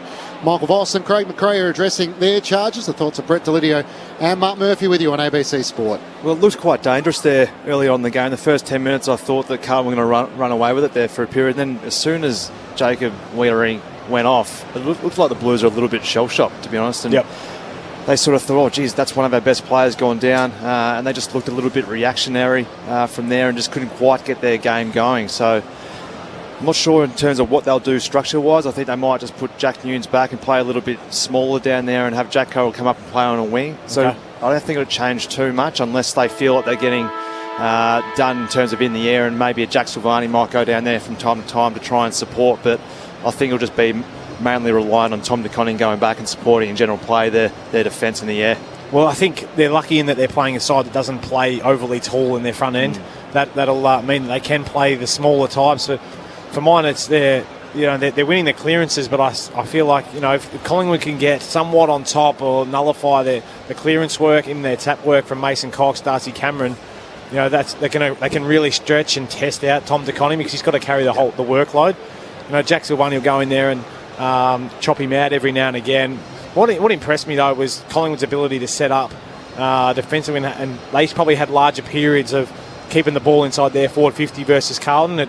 But Carlton, they've had their 19 inside 50s for that first quarter, so they're getting their looks, but they're probably just been a little bit bomby at times. And we know how well that Darcy Moore can come off, Jeremy Howe, Braden Maynard's had a couple of good contests, so that's going to be the key for Carlton when they're going forward. Can they find Charlie Curnow? Can they find their smalls on the burst? So, got great contest so far. You mentioned the inside 50s +4 Carlton's way.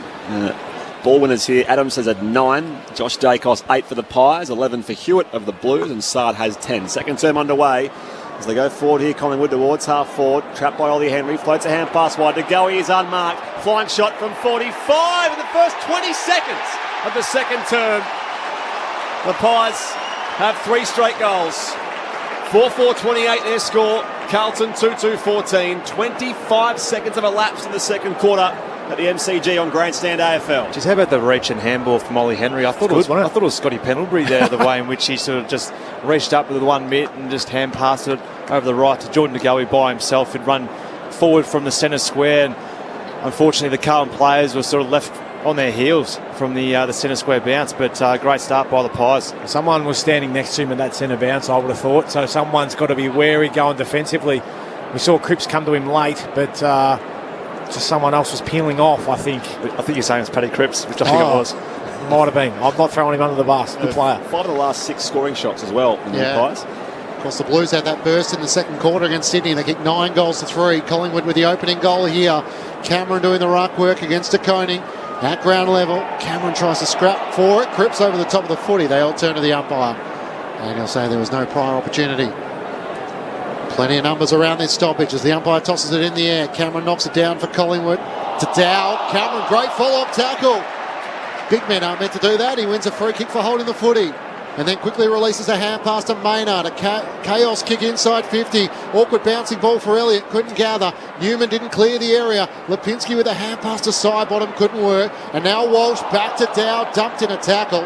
Sidebottom over the top with Lipinski. And they might win a free kick here. No opportunity being given or warranted here for Sam Walsh in the eyes of the umpire. And Collingwood to steal Sidebottom will take it just outside 50. Wants to go short to Pendlebury. Is that 15? Umpire says yes. Been waxing for a lot of years, these two, haven't they? They just understand each other's game. Thought he might have pulled up on it a little bit too quickly, Scotty, and it's going to be knocked out of his hands, but some of the biggest hands you'll see, Scott Pendlebury, for a bloke that stands 190. But, I mean, I wouldn't be surprised if he just lays this up or tries to find a late target. I was going to say, surely a 34-year-old beyond 50, this is going to be asking his best. He does just that, puts it to the top of the goal square. Big fly from DeConing. It gets to the back. Stocker trying to rush it through. Still alive for Collingwood. Mychek over it, trying to drop it on his boot. Tyler Brown's there, and eventually it is through for a minor score. That's called knowing your length. And I suppose after 343 games, you'd probably know it pretty well, wouldn't you? Doherty to kick out for the Blues. Some of the options up the line, but thumped it beyond offensive 50 wide. Out to the members' wing. Silvani running start. Spoil from behind from Howe. Out the drop. Chris plays a tackle. The umpire will ball it up. Chera hands it back to the umpire. So Collingwood by 15 points as we welcome listeners from the Northern Territory, from St Kilda and North Melbourne. Matt Clinch, Brett Sprigg, Mark Murphy, Brett Delidio and Jess Webster with you as the Pies kick inside 50, and a great mark claimed by Jamie Elliott from the kick from Josh Dacos inside 50. After the Pies led by 8 points at quarter time, they kicked the opening goal of the second quarter and a chance to extend their lead. I've loved the work of Josh Dacos so far in this game. Had the 9 disposals, going at 86% by foot. He's just playing out on that wing. He's really controlling. He's changed direction a couple of times, but great both sides of the body. When we talk about this bloke, Jamie Elliott, and his ability above his head, that was a great catch. Second or third in line. So missed 5 weeks with a shoulder injury. But back in the Collingwood lineup again. So important to their structure. Elliott shooting for his second. He won't quite have the purchase. It's out to the right, and in the end rushed through for a minor score. Collingwood by 16 points, 4 minutes gone, second term. Earlier, Saints by 53 at Docklands over North Melbourne. Port and Essendon coming up. We'll keep you across that at Adelaide Oval. Doherty again takes his time with the kick out. For a few steps, dumps it long beyond defensive 50. Darcy Cameron up in front. Can't pull in the mark. Walsh pulled out of it here for the Blues. Still alive here for the Pies. Out the drop, Tyler Brown. Arrives to it, shrugs the Chera tackle. No, he doesn't. Good effort from Adam Chera to hang on. And it's holding the ball. The former Docker at right half back. They work their way through the corridor. It's well worked now. It comes out to Stocker. He kept running by. His kick, though, not so pretty. And diving in to take a mark low to his left is Murphy at centre-half back for Collingwood. He flares it across to the right half-back area for Quaynor, and up the line he finds Sidebottom. Still, Sidebottom goes for a run on the southern side. Looks at options further afield. Decides to go short to Hoskin Elliott. The hand pass to Quaynor back inboard. Drives Collingwood long into attack. Meyer checks there. Clears him. And Ollie Henry at the back. Zach Fisher runs onto it for the Blues. Hand pass to Doherty. Too high for Nunes. Hard against the boundary. Lipinski got it to Henry. Squares the kick. Ginnivan. Here he is. Collingwood just kept it alive. And in the end, a good squaring kick from Ollie Henry finds Jack Ginnivan, who this time will try and make sure of it. He's got an uncanny ability to turn up at the right place at the right time. Jack Ginnivan, doesn't he? He's just always dangerous. He's like a little sprinkler. Just pops up. Pop-up sprinkler, exactly. Yeah. Comes from nowhere. Real forward craft. Love it. He's running into the open goal in the first quarter. Hit the post. Jack Ginnivan comes in. And this time he misses to the left, only from about 25 metres out directly in front. So doesn't mind the attention, but has failed to deliver so far through the opening 6 minutes in the second quarter. Collingwood by 17. I think the Freo fans like that one, as well as the Carlton fans. Oh, huge fly, Motlop on the outer side. Couldn't finish off the mark. It's won by Sidebottom. He floats a hand pass forward. Still alive here, Lipinski. Clever hand pass over the back here, running by Hoskin Elliott. Goes inside 50, spoiled away by Nunes on Henry. At the back here, Walsh for the Blues. He can work it on the 45, or it's marked by Newman at left half back. So they survive that attacking entry for the Pies. Carlton just chip it across the outer side. Here is Motlop. And his third AFL game, special round for him. We know what a famous football family he comes from. And now it's Shearer under some pressure, goes inside forward 50. Darcy Cameron floats across and takes the mark. They need to keep going there, didn't they, Carlton? They had the outnumber. They just didn't go quick enough. They had the extra getting free. Collingwood by 17 points. Cameron short to Nick Dacos, drives it up to the wing. Hoskin Elliott was able to get rid of his opponent, Newman, then gets a hand pass forward to Lipinski. Motlop offers chase. He kicks to Elliott on the lead. He marks just outside 50, hard up against the boundary at right half forward. Cox is heading long towards the goal square. Ollie Henry is there as well. Elliott's looking for something shorter. He puts it in towards the pocket, asking Mason to overfly. Walsh set himself in front, brings it down to Sard. Squeeze the kick towards Chera in the left back pocket. Hand pass to Walsh. He drives the kick out of defence towards Newman. Tries to use his body against Sidebottom. Down in front is O'Brien. He's tackled by Murphy. Gets the hand pass to Owies and back to Newman for the Blues. Magpies by 17 here. Chera for the Blues. Uses the southern side out to the one-on-one. Trying to control the football. Curnow tangled up there with Moore. Moore does well at the second effort. Oh, flat into though and lost the footy. Owies, great pressure. Tackle rewarded.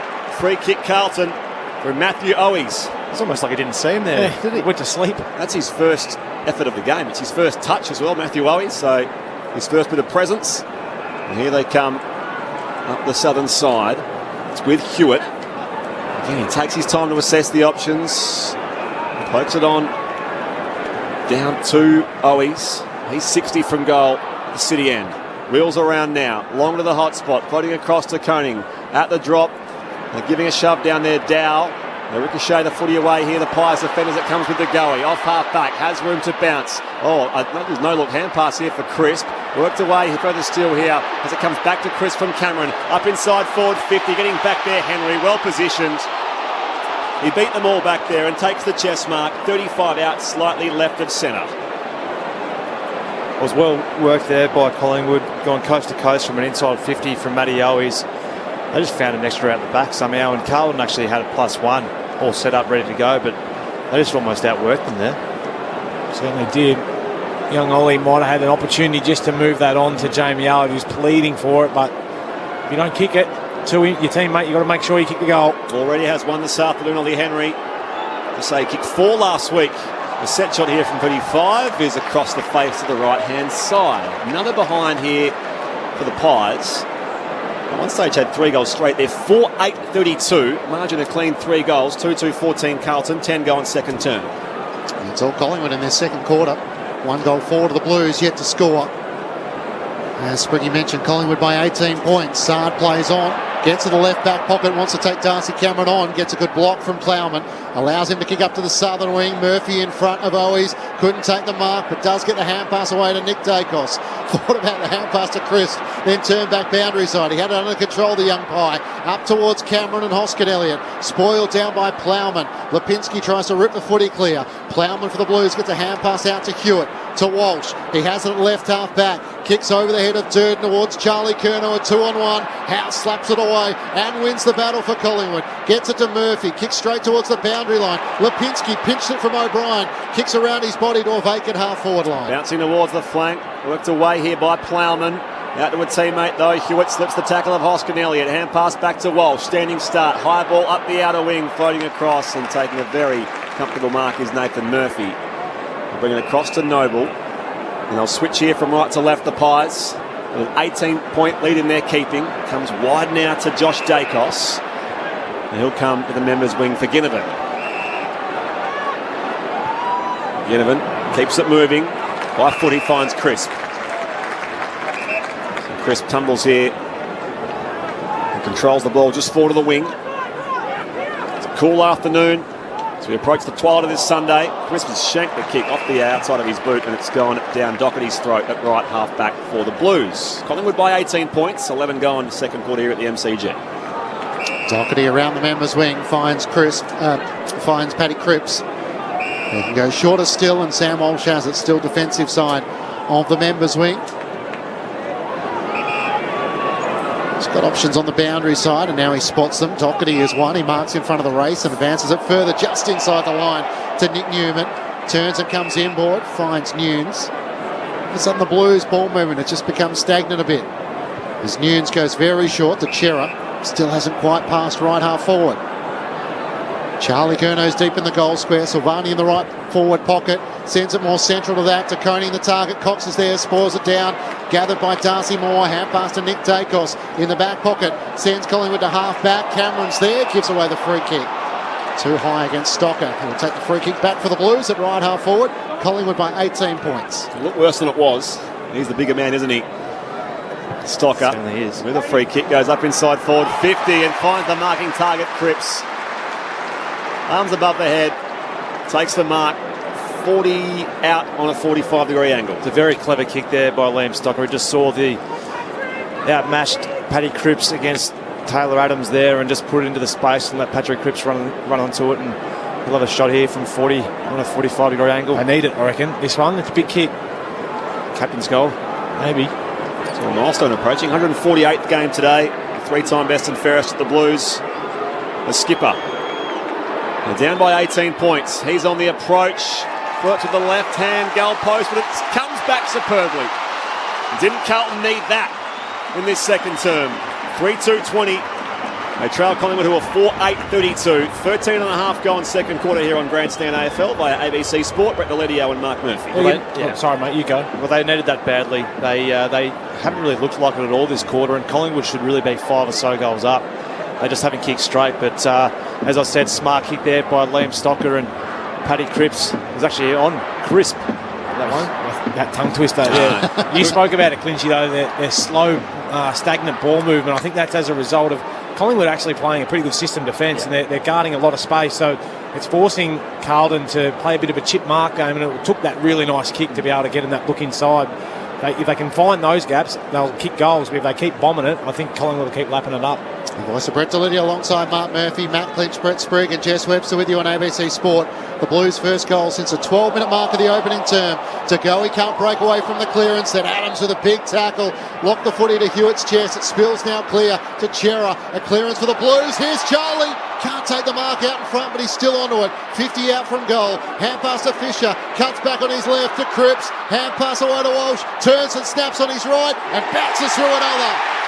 Back-to-back goals for Carlton. And a couple of their big movers in Paddy Cripps and Sam Walsh leading the charge. Collingwood's lead is back to 6 points. The Pies 4-8-32 to Carlton 4-2-26. 14 minutes gone second term. A couple of goals in a couple of minutes for the Blues.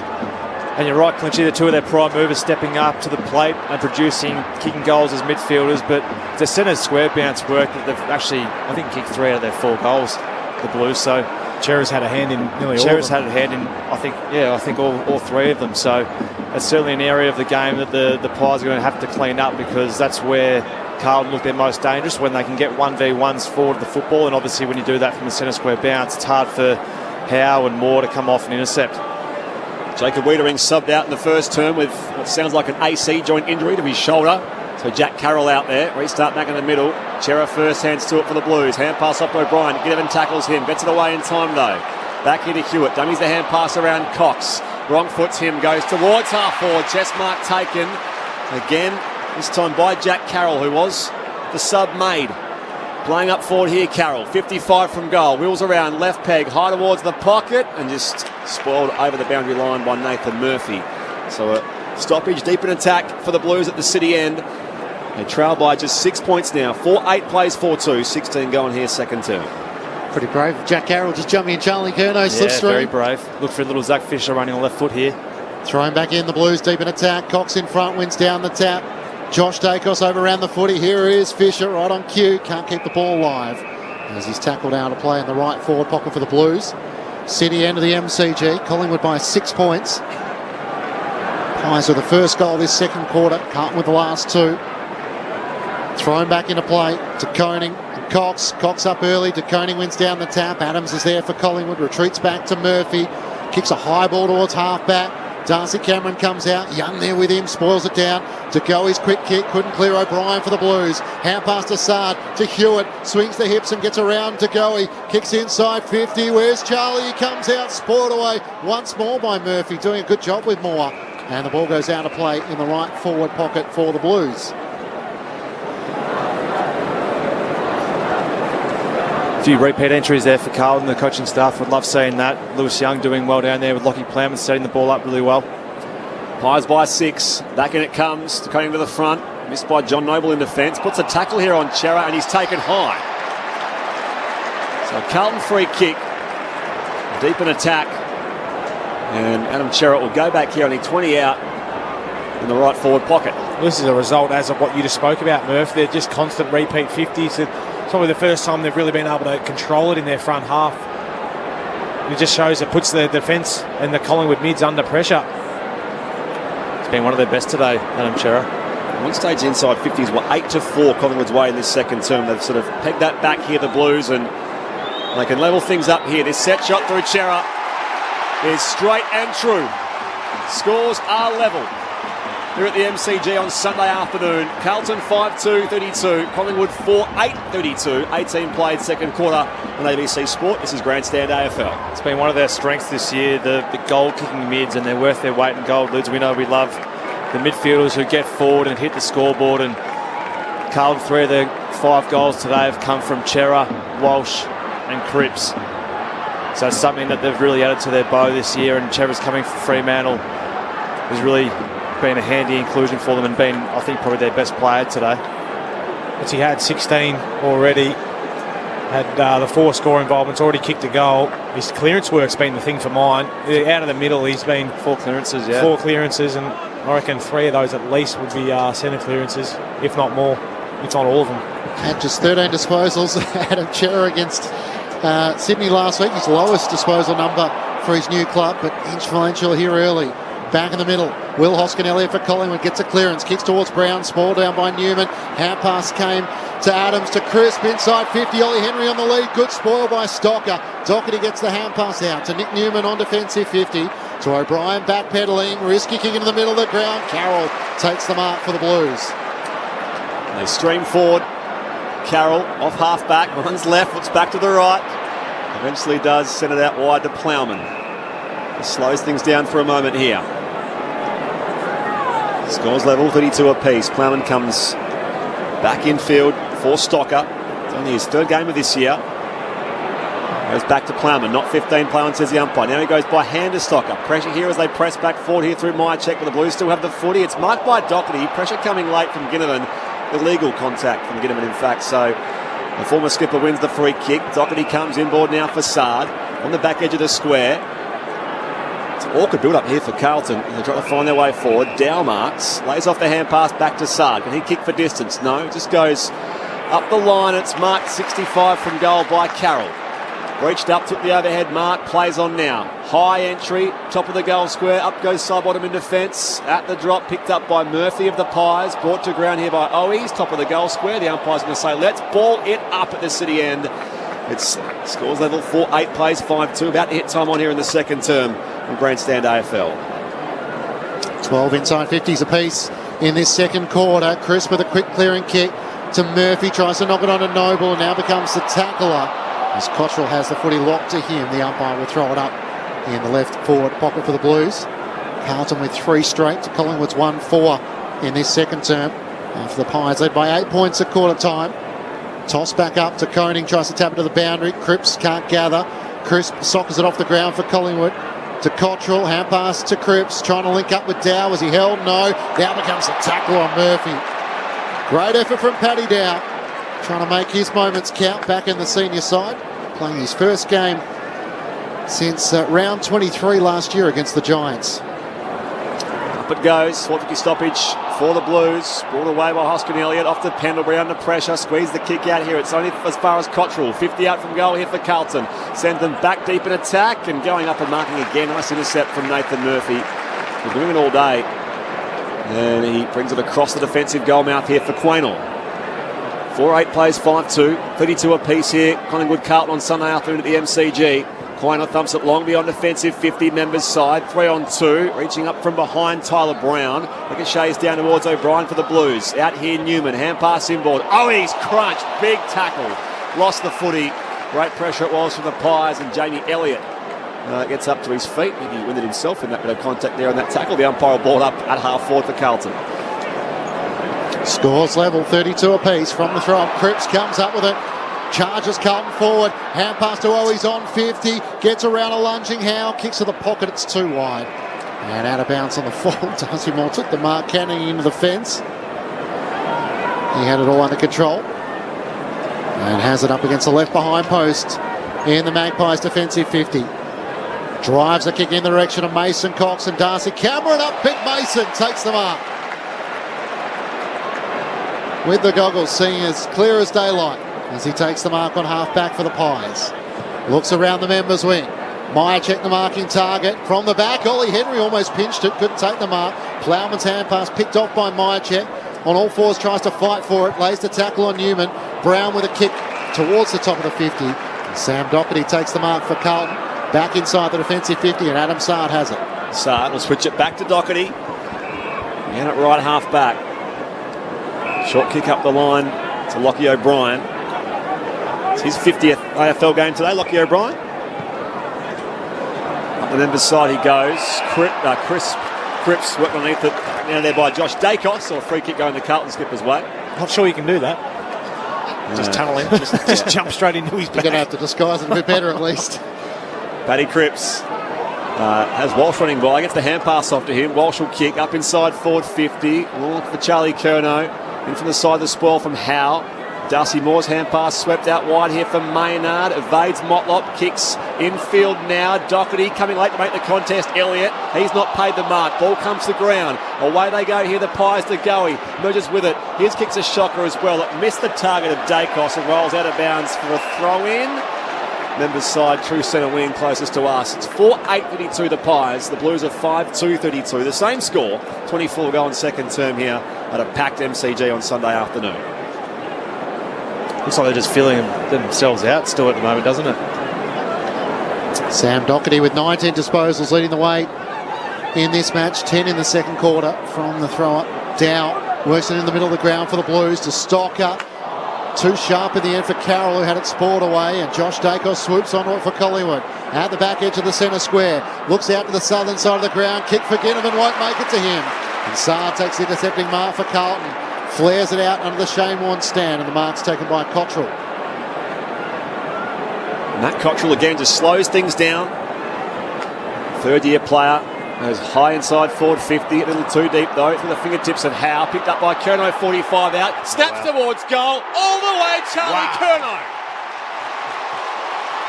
We speak about how he is at ground level, didn't have much time, much space, but had enough. And Charlie Curnow, our Coleman leader, has two this afternoon. Carlton go back ahead, 6-2-38. Collingwood 4-8-32. 25 going second term grandstand AFL. We'll talk about making something out of absolutely nothing. Charlie Curnow didn't even really look like it there. It looked like an intercept there from Howe. Unfortunately, couldn't quite get his hands around the ball and just dropped it ground, and Charlie Curnow just picked it up off his laces and threw it on the boot like he does, and just from the moment he kicked it, it just looked like it was going straight through. So there's the talent of the Coleman medalist. Good to see him back in full flight, isn't it? We spoke to Brad Lloyd about it earlier today. When did you see him full flight, him and Mackay when he comes back? They're a very potent front half. Probably the most dangerous double act potentially in the AFL when you think of Lynch and Riewoldt and Kennedy and Darling in the yesteryear for the West Coast Eagles. Back in the middle, Pendlebury gets the clearance, hand pass to DeGoey to Crisp through the middle for Collingwood. Lipinski, hand pass to DeGoey, kick smothered by Sard. Great effort from the Blues. Hand pass to Hewitt, who works it to Cottrell. Hand pass to Chera on the southern wing. He looks wider still. Back with a flight, courageous from Cottrell, couldn't take the mark. He slipped over. Noble for the Pies, hand pass away. Lipinski got it to Quaynor, kicks around the wing. Sard comes in, spoils it away from Ginnivan. Hoskin Elliott was waiting front and centre. A couple of good moments for Adam Sard in this second term. Blues by 6 points.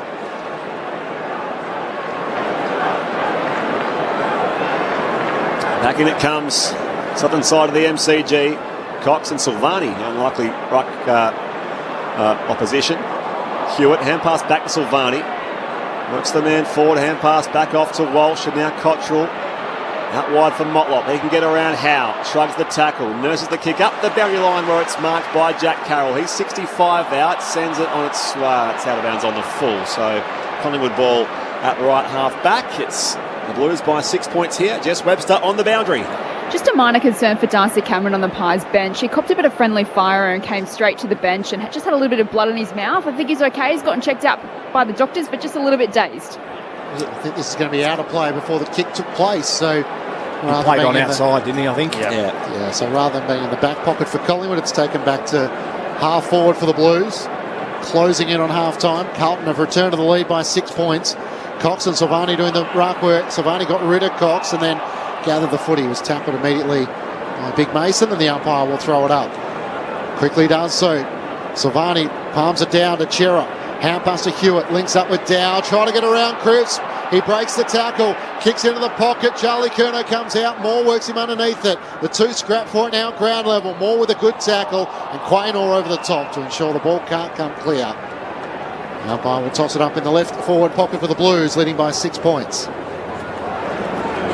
Ball in the air, umpire wastes no time. Cox tries to lay it down, tackled by Jack Silvani. Loose in the pocket, Pendlebury piles on the footy as well, and the umpire will ball it up again.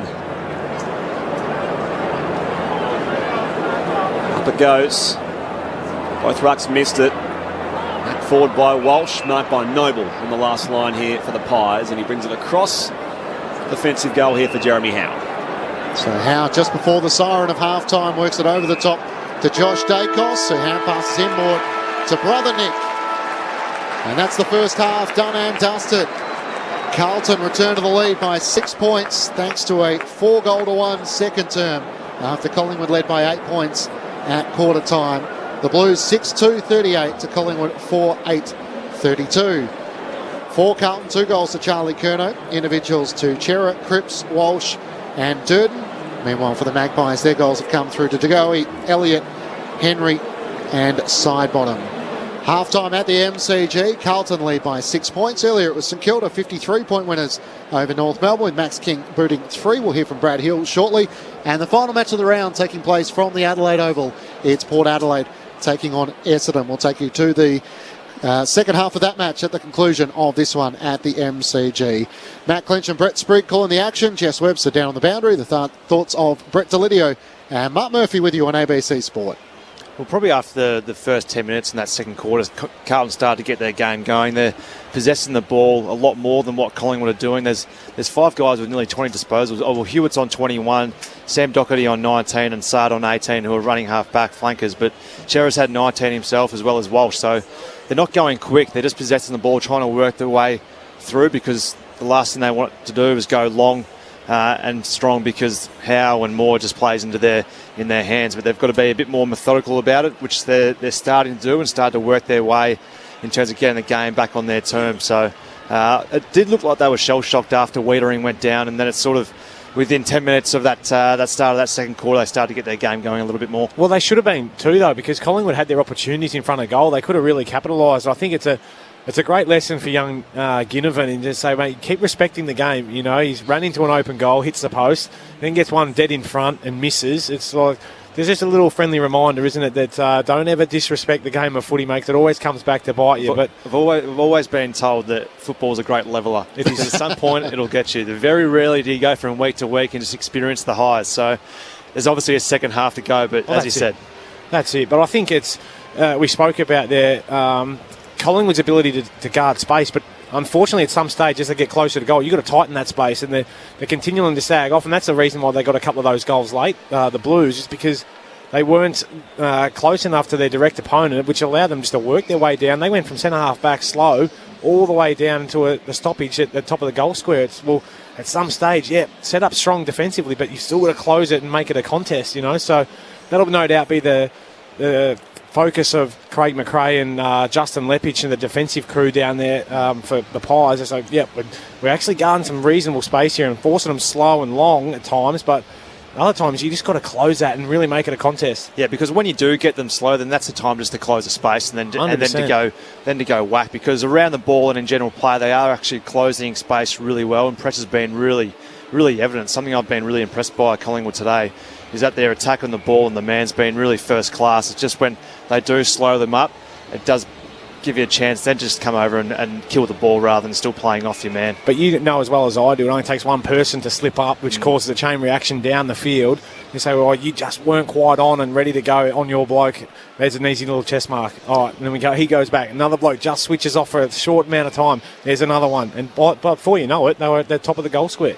You touched on Jacob Wiedering being subbed out of the match, but Collingwood's forward line hasn't really fired all that much. You mentioned Jack Ginnivan missing a couple of shots on goal, but the four lowest possession getters on the ground for Collingwood: Tyler Brown with 2, Brody Myercheck with a couple, Mason Cox with 4, and Ollie Henry with 5. So trying to get a bit more pressure, a bit more activity from that forward 50 would be the challenge for Craig McRae. Yeah, well, Myercheck hasn't really had a look today, and he's a player that I really rate because you just know what you're going to get from him, but he probably hasn't been in enough contests really so far. But look, Collingwood have had their chances. They should have been up by 4 or 5 goals there at one point, and not put the game to bed. But when you're 4 or 5 goals up halfway through a second quarter and you blame your inaccurate kicking, it can be a little bit frustrating for teams when you don't make the most of your opportunity and then your opposition goes down and kicks goal after goal. No doubt they'll be coming in at half-time thinking, we're doing a lot of things well here. Obviously, let's try and kick straight. That's obviously what they'd say. And they wouldn't say it, it's just a given. But I think what they're given... Pardon the pun. But I think that'd be pretty impressive the way in which they've gone about it. It's a goal in it at half-time and Wiedering out. I think it gives them great hope going forward. A couple of individuals for the Blues, just touching on the Collingwood forward line. Sam Docherty leads the way behind George Hewitt with 19 disposals. Adam Sards had 10 intercept possessions, and he touched on Adam Chera having a great game with 5 clearances for the match. So 6 inside 50. Yeah, the Blues midfield dominance. So much of their power is based around their midfield centre forward. They've been once more impressive, and especially in that second quarter, wrestled a bit of the momentum back against Collingwood. Yeah, I think that's always going to be the key. It's what we spoke to at the start of the game, wasn't it? And we saw almost the very first one of that second quarter. Paddy Cripps just trailing Geordie to go. He smacks a goal through. It's like, righto, there's my little rocket that I needed. And a bit of self-assessment probably to say, right, well, that's never going to happen again. But then they got on, we saw Chera. He come out and had, I reckon, the next 3 centre clearances. Paddy Cripps is involved, gets on the scoreboard. Walsh gets on the scoreboard. So, yeah, that's no doubt where they're best suited, the Carlton team, is they're strong in the midfield, as well as having Charlie Curnow, who's the Coleman leader. But, if they can continue to test them out, it's going to be back on to, Jack Crisp and Taylor Adams, Geordie to go in the midfield for the Pies and say, right, well, we need to level this up a bit. They're just having too much footy. Well, they've built great depth now, haven't they, Carlton, through the midfield. And Paddy Cripps has had 13 today. He's kicked a goal, but he hasn't been really the shining light and being instrumental. He's just played a part in there today, and other guys around him have had probably more of an influential game so far. But I think if you in yesteryear, if you just say, we'll keep Paddy Cripps quiet, and obviously Walshy's bobbed up being early on in his career, you'd go a long way to beating Carlton. But at the moment, they've got a lot of contributors in that area. Thoughts of former Carlton captain Mark Murphy alongside Brett Delidio with you on ABC Sport for Collingwood and Carlton this afternoon. More to come, including Port Adelaide and Essendon close out round 11 of the AFL. But let's get the latest from the ABC newsroom.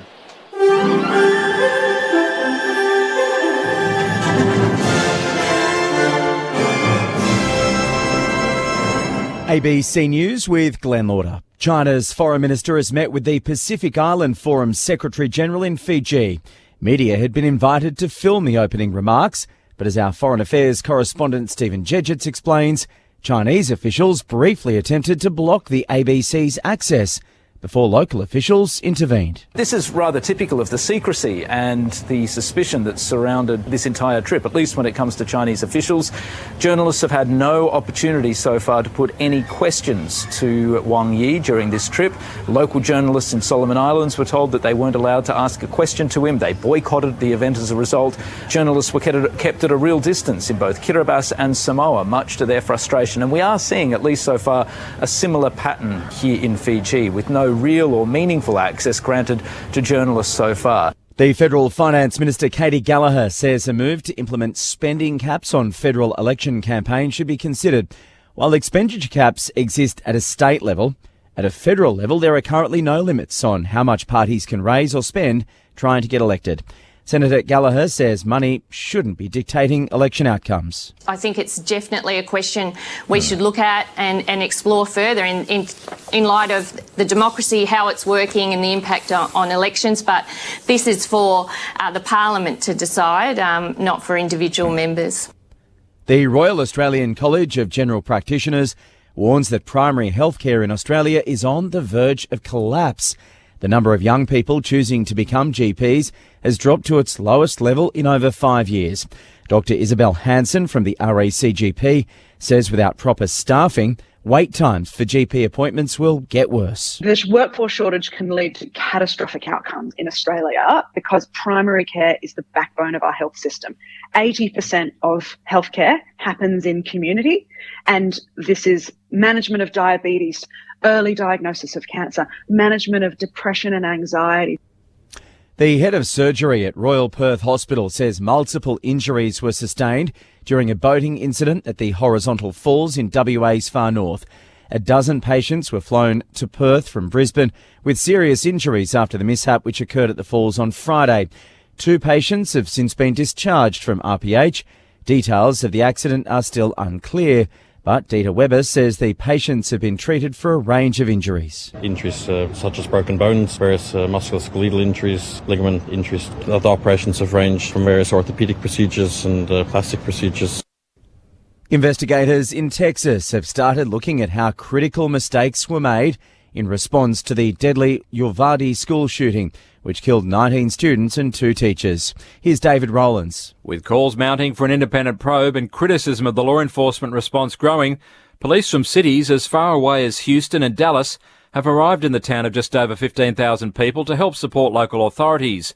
They want answers as to why nearly 20 officers remained outside the classroom as children placed panicked 911 calls for help. Investigators are still searching for a motive. Salvador Ramos, an 18-year-old high school dropout, had no criminal record and no history of mental illness, although threatening messages he sent on social media are now coming to light. President Joe Biden will visit Uvalde tonight to pay his respects to the victims. The United States is criticising what it says are limitations imposed by Chinese officials during a visit by UN Human Rights Chief Michelle Bachelet to the western region of Xinjiang. The Secretary of State, Antony Blinken, says conditions imposed by the Chinese didn't allow for a complete independent assessment of human rights in the region. Ms. Bachelet says she was up front with Chinese authorities during her tour of Xinjiang in the first visit by a UN Human Rights Commissioner to China for 17 years. Updating sports news in the AFL, St Kilda's consolidated its spot in the top 4 with a 53-point thrashing of North Melbourne. Max King booted 3 goals in the 103-50 victory. In the NRL, St George Illawarra spoiled the party as Canterbury celebrated a return to its traditional home ground at Belmore. The Dragons registering back-to-back victories thanks to a 34-24 win. In Super Rugby, the Melbourne Rebels have scored in the final 7 minutes to secure a thrilling 31-30 win over the Hurricanes. And in Super Netball, the Melbourne Vixens remain at the top of the ladder after a hard-fought win over Sunshine Coast Lightning, winning 64 goals to 60. Vixens goalkeeper Emily Mannix starred with 4 intercepts and 5 deflections. You've been listening to the latest from ABC News.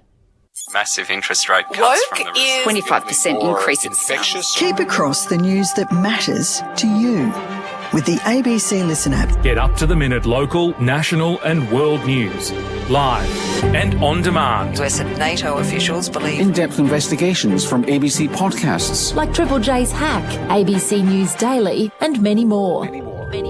All the news that matters to you. With the ABC Listen app. This is Sir Doug Nicholls' Round. Grandstand AFL. On ABC Radio and ABC Sport Digital. Second term underway as they go forward here. Collingwood towards half forward. Trapped by Ollie Henry. Floats a hand pass wide. To go, he is unmarked. Flying shot from 45 in the first 20 seconds of the second term. Stock up with a free kick. Goes up inside forward 50 and finds the marking target. Cripps. Arms above the head. Takes the mark. He's on the approach. Brought to the left-hand goal post, but it comes back superbly. Didn't Carlton need that? Spills now clear to Chera. A clearance for the Blues. Here's Charlie. Can't take the mark out in front, but he's still onto it. 50 out from goal. Hand pass to Fisher. Cuts back on his left to Cripps. Hand pass away to Walsh. Turns and snaps on his right and backs us through another. Matt Cockrell again just slows things down. Third-year player. High inside forward 50, a little too deep though, from the fingertips and Howe, picked up by Curnow, 45 out, snaps towards goal, all the way, Charlie Curnow. The Sir Doug Nicholls Round. On ABC Radio and ABC Sport Digital. Half-time at the MCG, Sunday afternoon footy. It's Carlton leading Collingwood by 6 points, 6-2-38 to the Pies, 4-8-32. Charlie Curnow with a couple, the Blues kicking 4 goals to 1 in that second term after trailing by 8 points at quarter time. After this match, we'll be taking you to the Adelaide Oval where Port Adelaide are taking on Essendon. That match about to get underway.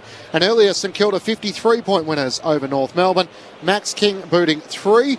The thoughts of Brad Hill here, chatting with Lauren Borden. Brad Hill, I've got him with me. I mean, just looking at these rooms right now, it's the first time family and friends have been allowed in here. It's Sir Doug Nicholls Round. Take me through, what it's like in the rooms right now and what you're feeling. To be honest, I forgot about it. And then when I come down, I saw all these people. I was like, oh, yeah. I remember they saying that all the family's allowed to come back in. Oh, yeah, it feels like that footy's back again, you know what I mean? Like, since we've been playing footy, we've always had friends and family in here after a win. And, yeah, it's the best feeling when you get, your family in here and everyone gets to celebrate together. And, yeah, it's awesome. It's awesome to see it back. No, big smile from you and take me onto the field. Obviously, it was a pretty comfortable performance out there. We're in control throughout the day. How did you feel as a side? Yeah, we probably didn't start that well, but then we got going. But, yeah, I thought in the back line we played some good footy, especially, Wilkie and Doug down there, the big fellas, and Battle. They stood up tall for us and then allowed the likes of Sinclair and myself to get up high and get involved. And, it was good to sort of get that connection with Sinks and start going, playing well together. And that's what we want to do, both of us getting up high and getting involved with the play. So it was good to see. It is a really good defensive unit that's been moving along quite well throughout the first half of this season. Have you been ticking the goals that you would have liked to have seen heading into the bye? Yeah, definitely. It's a great start to the year. Obviously, I think 8-3 now at the halfway mark. So, it's going to be good to have a bye, have a little bit of a rest, and we've got to reset and go again and have a strong second half of the year. And everyone wants to make the top 4 because you give yourself 2 opportunities to make it to the big stage. But we'll reset and hopefully we can have keep continuing the good form we're in. And can you tell me a little bit about Mitch Owens? Obviously had to wait since round 1 to come back in for his second game, slotted a couple of goals and looks like a lively player and will become something for the Saints. Yeah, we've been obviously, he's a young fella, started in and some older boys came back in, so they sort of pushed him a little bit out of the side, but he's gone back down to Sandy and he's just been performing week in, week out and being able to do that, playing midfield and also going forward and hitting the scoreboard, and he did that tonight. And he's a big body. If you see him, he's probably 90 kilos already, the young fella. But the likes of him, Marcus Windhager, Messiah, that these younger boys coming through, making us a better team. So it's good. Brad Hill got the 3 votes in the ABC Footballer of the Year following St Kilda's 53-point win over North Melbourne, so it moves the Saints into the top 4 for the moment. Carlton will jump ahead of them if they get victory at the MCG this afternoon. So the Saints with the bye, and then they take on the Brisbane Lions the other side of that, so that'll be a good test. And unfortunately for the struggling Roos, just the 1 win so far. So they win the West Coast Eagles with a bit of work to do in the second half of the season. Yeah, it looks like it's going to be a very, very long year for North Melbourne, unfortunately. It just doesn't look like where their next win's going to come from. It can become pretty tough when you're in the 4 walls of that footy club, and you work, like all those guys be working really hard. They'd all be wanting to win, and to be able to just to sing the song with your teammates and get some sort of reward for effort. Yeah. And that's why you play football, is to win and share that with your teammates. And when you're not winning games of football, it's really tough work. Can it be hard to be positive, Murph, when the team's going through a rebuild and wins are hard to come by, and external noise about, not all that much positive news with the 3 recruiters leaving the club? How do you try and generate some sort of positive affirmation? Oh, you've got to look for positives wherever you can try and find them, to be honest, and that can be from young guys with efforts that they've made. So even sometimes with guys in rehab, like even pushing to be ready for selection and getting through that process of being injured. You've got to try and find ways of getting some form of nourishment, because if you're continually looking at the long term and looking how far away it can be, it can become really tough. So you've all got to stick together, really buy in, have honest conversations. You've got to try and stop all the talking in the corridors, because when you're not going well, little small groups start to form and start talking. And that's the worst thing you want for your football club. So there's a lot of responsibility on the leaders at that footy club to make sure that they're all doing the right thing, all preparing as hard they can, training at a really high level, and trying to have some fun while you're doing it as well is really important, because if you just keep on turning up to work and it's hard work, getting flogged, bringing your mouth guards to training, that sort of stuff. As long as you're going about it the right way and your effort and you're playing team-orientated football, that's what you want. And then hopefully you just look at results will look after themselves. But, I don't miss those days. Me either. Alongside Brett Delidio with some nice honesty there. Brett Sprigg and Matt Clinch calling the action. Jess Webster is down on the bench. So Jacob Wiedering has been subbed out of the match. It means we've seen Jack Carroll since quarter time. Collingwood haven't used their sub yet, Bo McCreary. Just on the tight first half, so 6 points Carlton's way at the major break. It was only as much as 18 points Collingwood's way in that second term. I had a look at this. Last time they met, 29-point margin Carlton's way. That was round 18 last year. 29 points was actually the biggest margin in a 7-year span. So before that, there were 9 previous games, 24 points or less, these two sides. So they've played some tight games. The Pies won 5 in a row, and 7 of those 9 went Collingwood's way, unfortunately. But they have played some tight games in the past 7 or 8 years. Well, hopefully that's what we're in store for. It feels like there's been moments where both sides have wrestled momentum. Collingwood early in the second quarter, where they kicked a goal and kicked 3 behinds, and then Carlton late in that second term. Are you expecting to see more of what we saw the Blues late in that half, or do you think Collingwood can offer a counter here? No, I think Collingwood could offer a counter, absolutely, but I think that first set shot on goal is going to be really important for whoever takes it for Collingwood. I think we've seen that it can really spread through a club when someone becomes inaccurate, or the team becomes inaccurate, makes it quite contagious, but I like the way Collingwood are setting up. I think they would have spoken about a few things that I was talking about during that break, about just tightening up a little bit more defensively. Don't allow so many uncontested marks and allow them to get field position on you. So do that, they'll be well and truly into it, as well as kicking straight. It's the crux of the game, isn't it, really? It certainly is.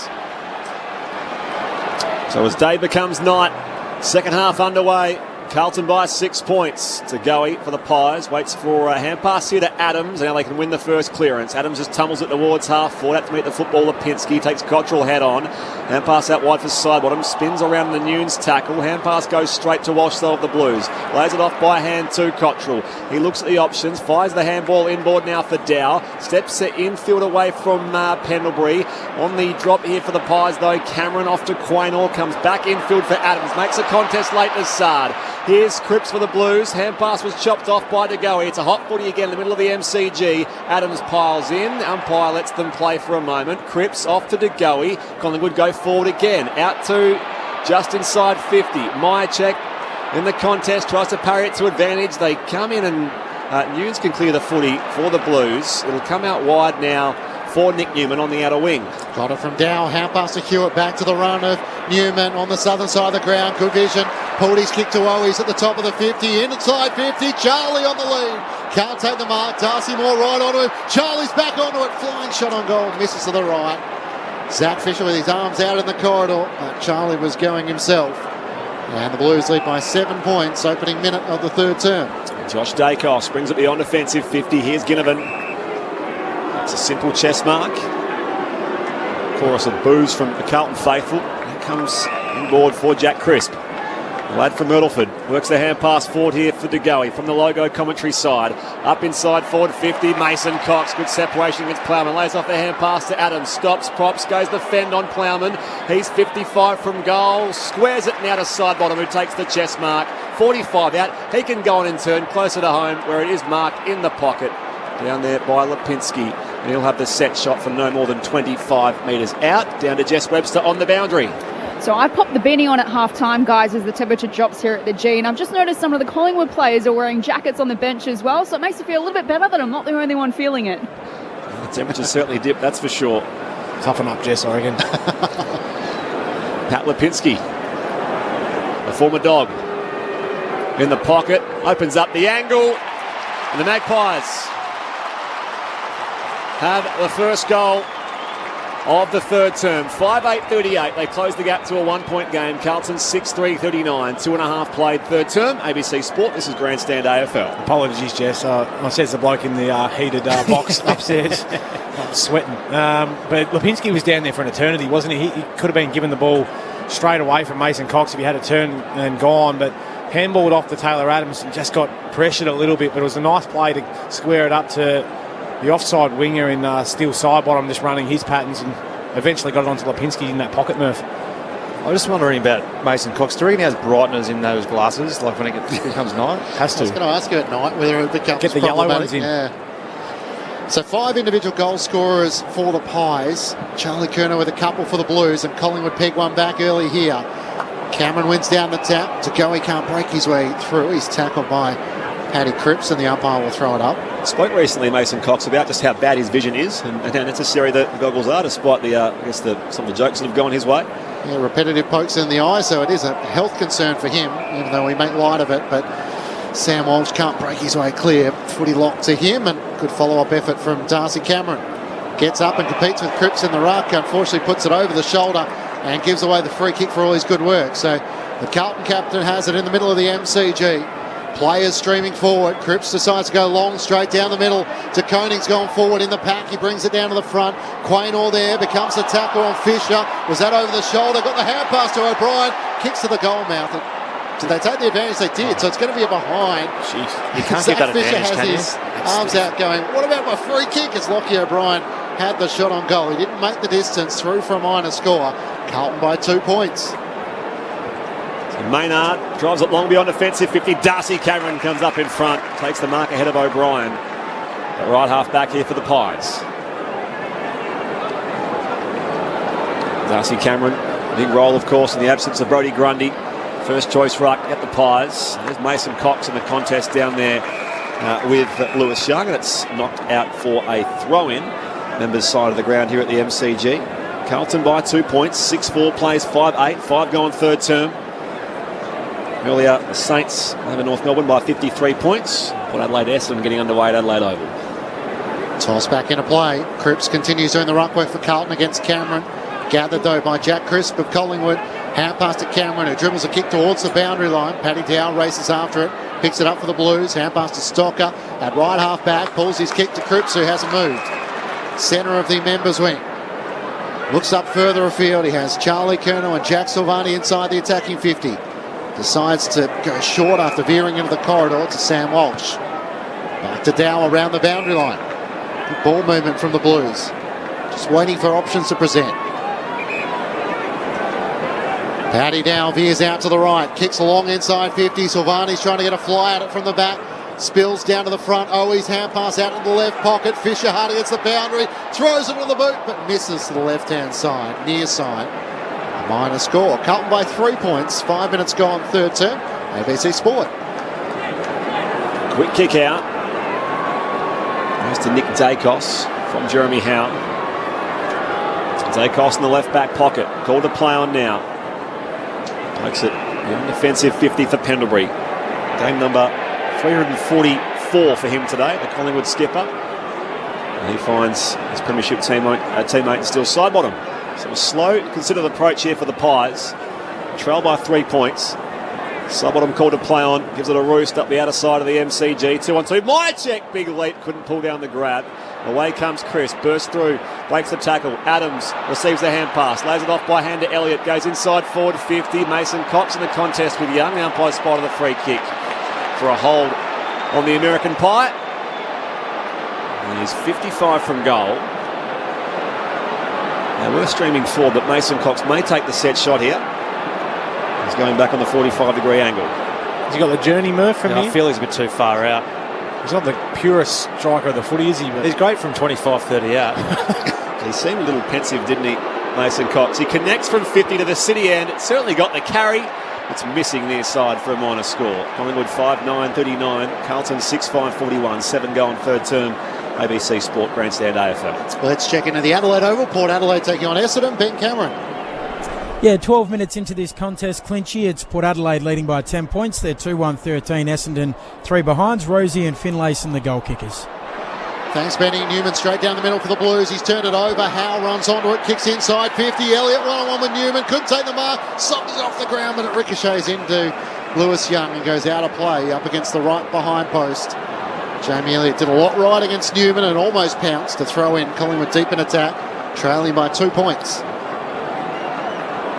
Another stoppage inside 50 for them. Umpire tosses it back in. Now Cox was shoved by Paddy Cripps. Umpire was wise to it, said play on.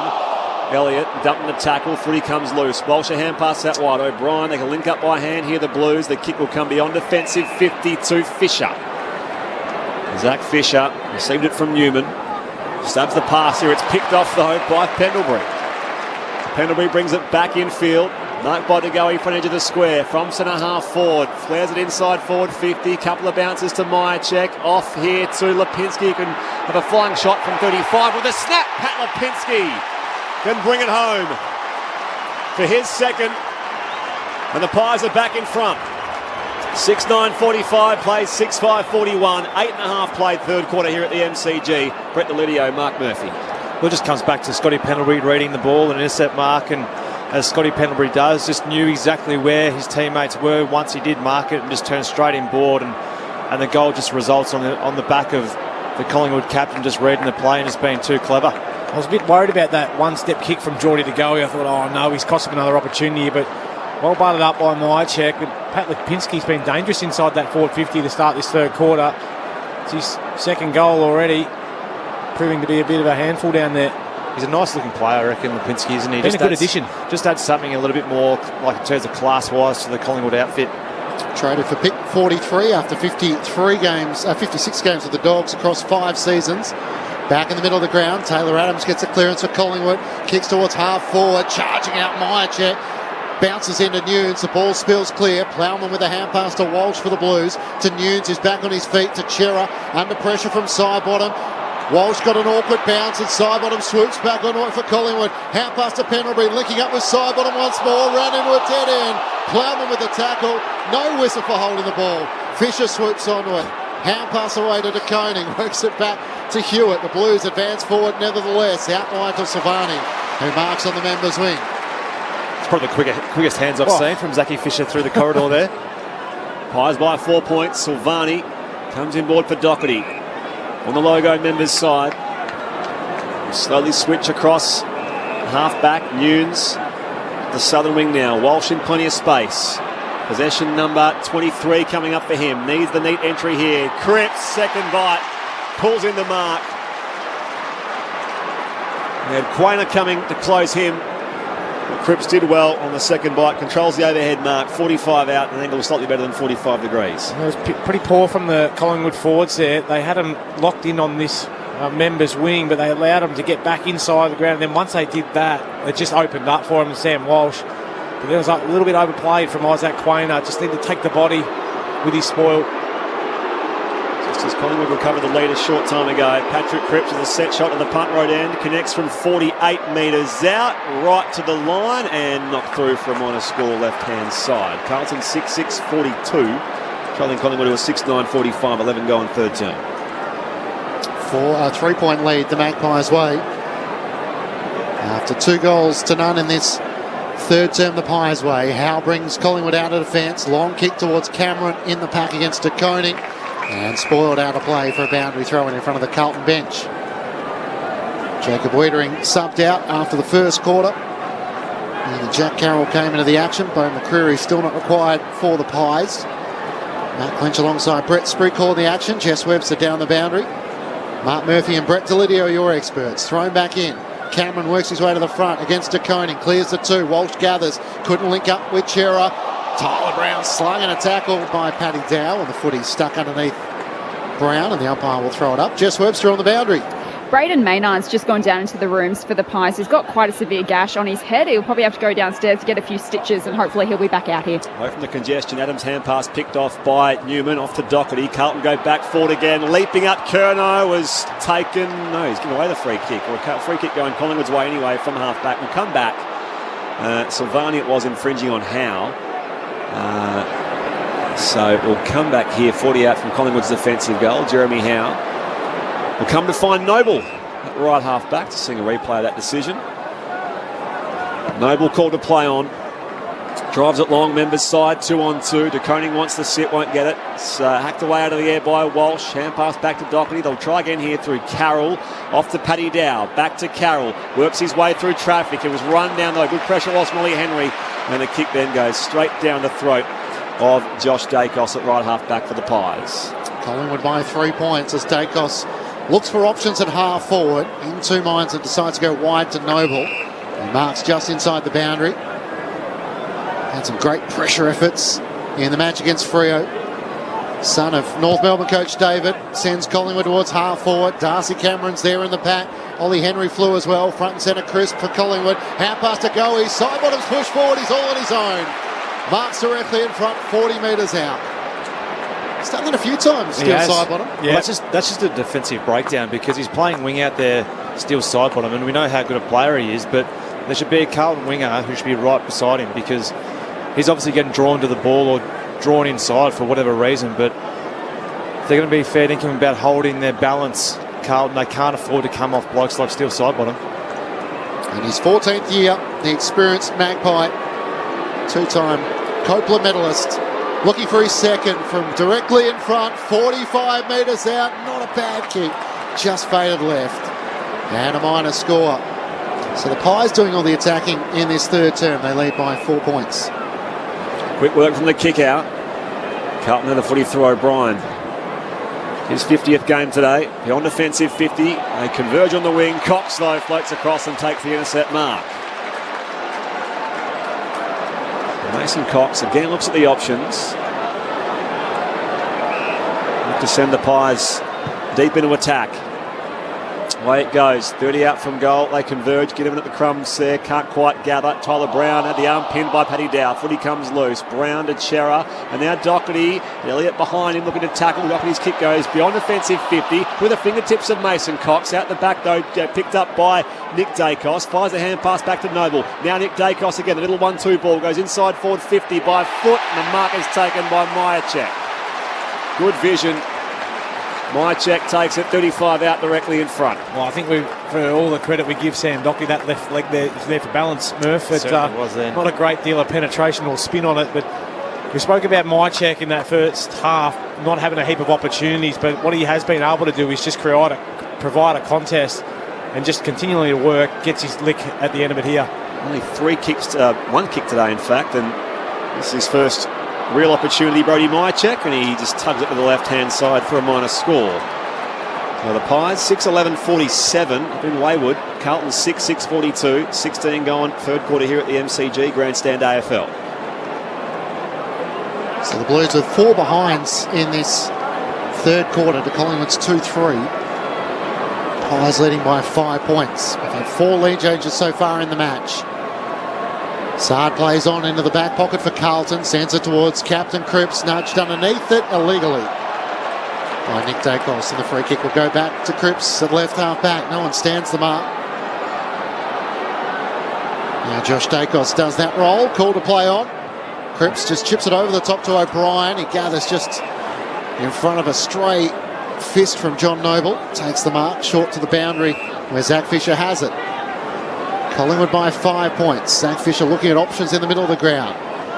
Nothing really on offer. Silvani and Kerner long down the line. Cripps has set himself well, but there was a tug on Mason Cox just before the ball got in the vicinity. Hang on, who's the umpire pointing to? I think Mason thinks it's his free kick. No, it's Nick Dacos's. So, okay, eventually the ball found the right player in the eyes of the umpire. Collingwood take it back at half back, leading by 5. Should that be dissent from Paddy Cripps then? It's fair enough to ask the question too, wasn't it, who was going to? Well, Dacos, it's Nick, up the line he goes. Ball from behind there, Young. At the drop there, Ginnivan bursts through. Hand pass, though, goes straight to Chera. Wobbles it high in the air towards half forward for the Blues. Underneath it, great second bite. Silvani lays off the hand pass to O'Brien. Going inside 50, low down Kerner on the half volley. Couldn't reel it in. Has some pressure coming the other way down there from Jeremy Howe. Gathered off the deck by Quaynor. They can rebound, can they? Hand pass untidy here for Tyler Brown. Picked off by Hewitt. Now Motlop to Silvani. Carlton back ahead now. 45 from goal. The snap from Jack Carroll. And it's punched through on the last line by Steele Sidebottom.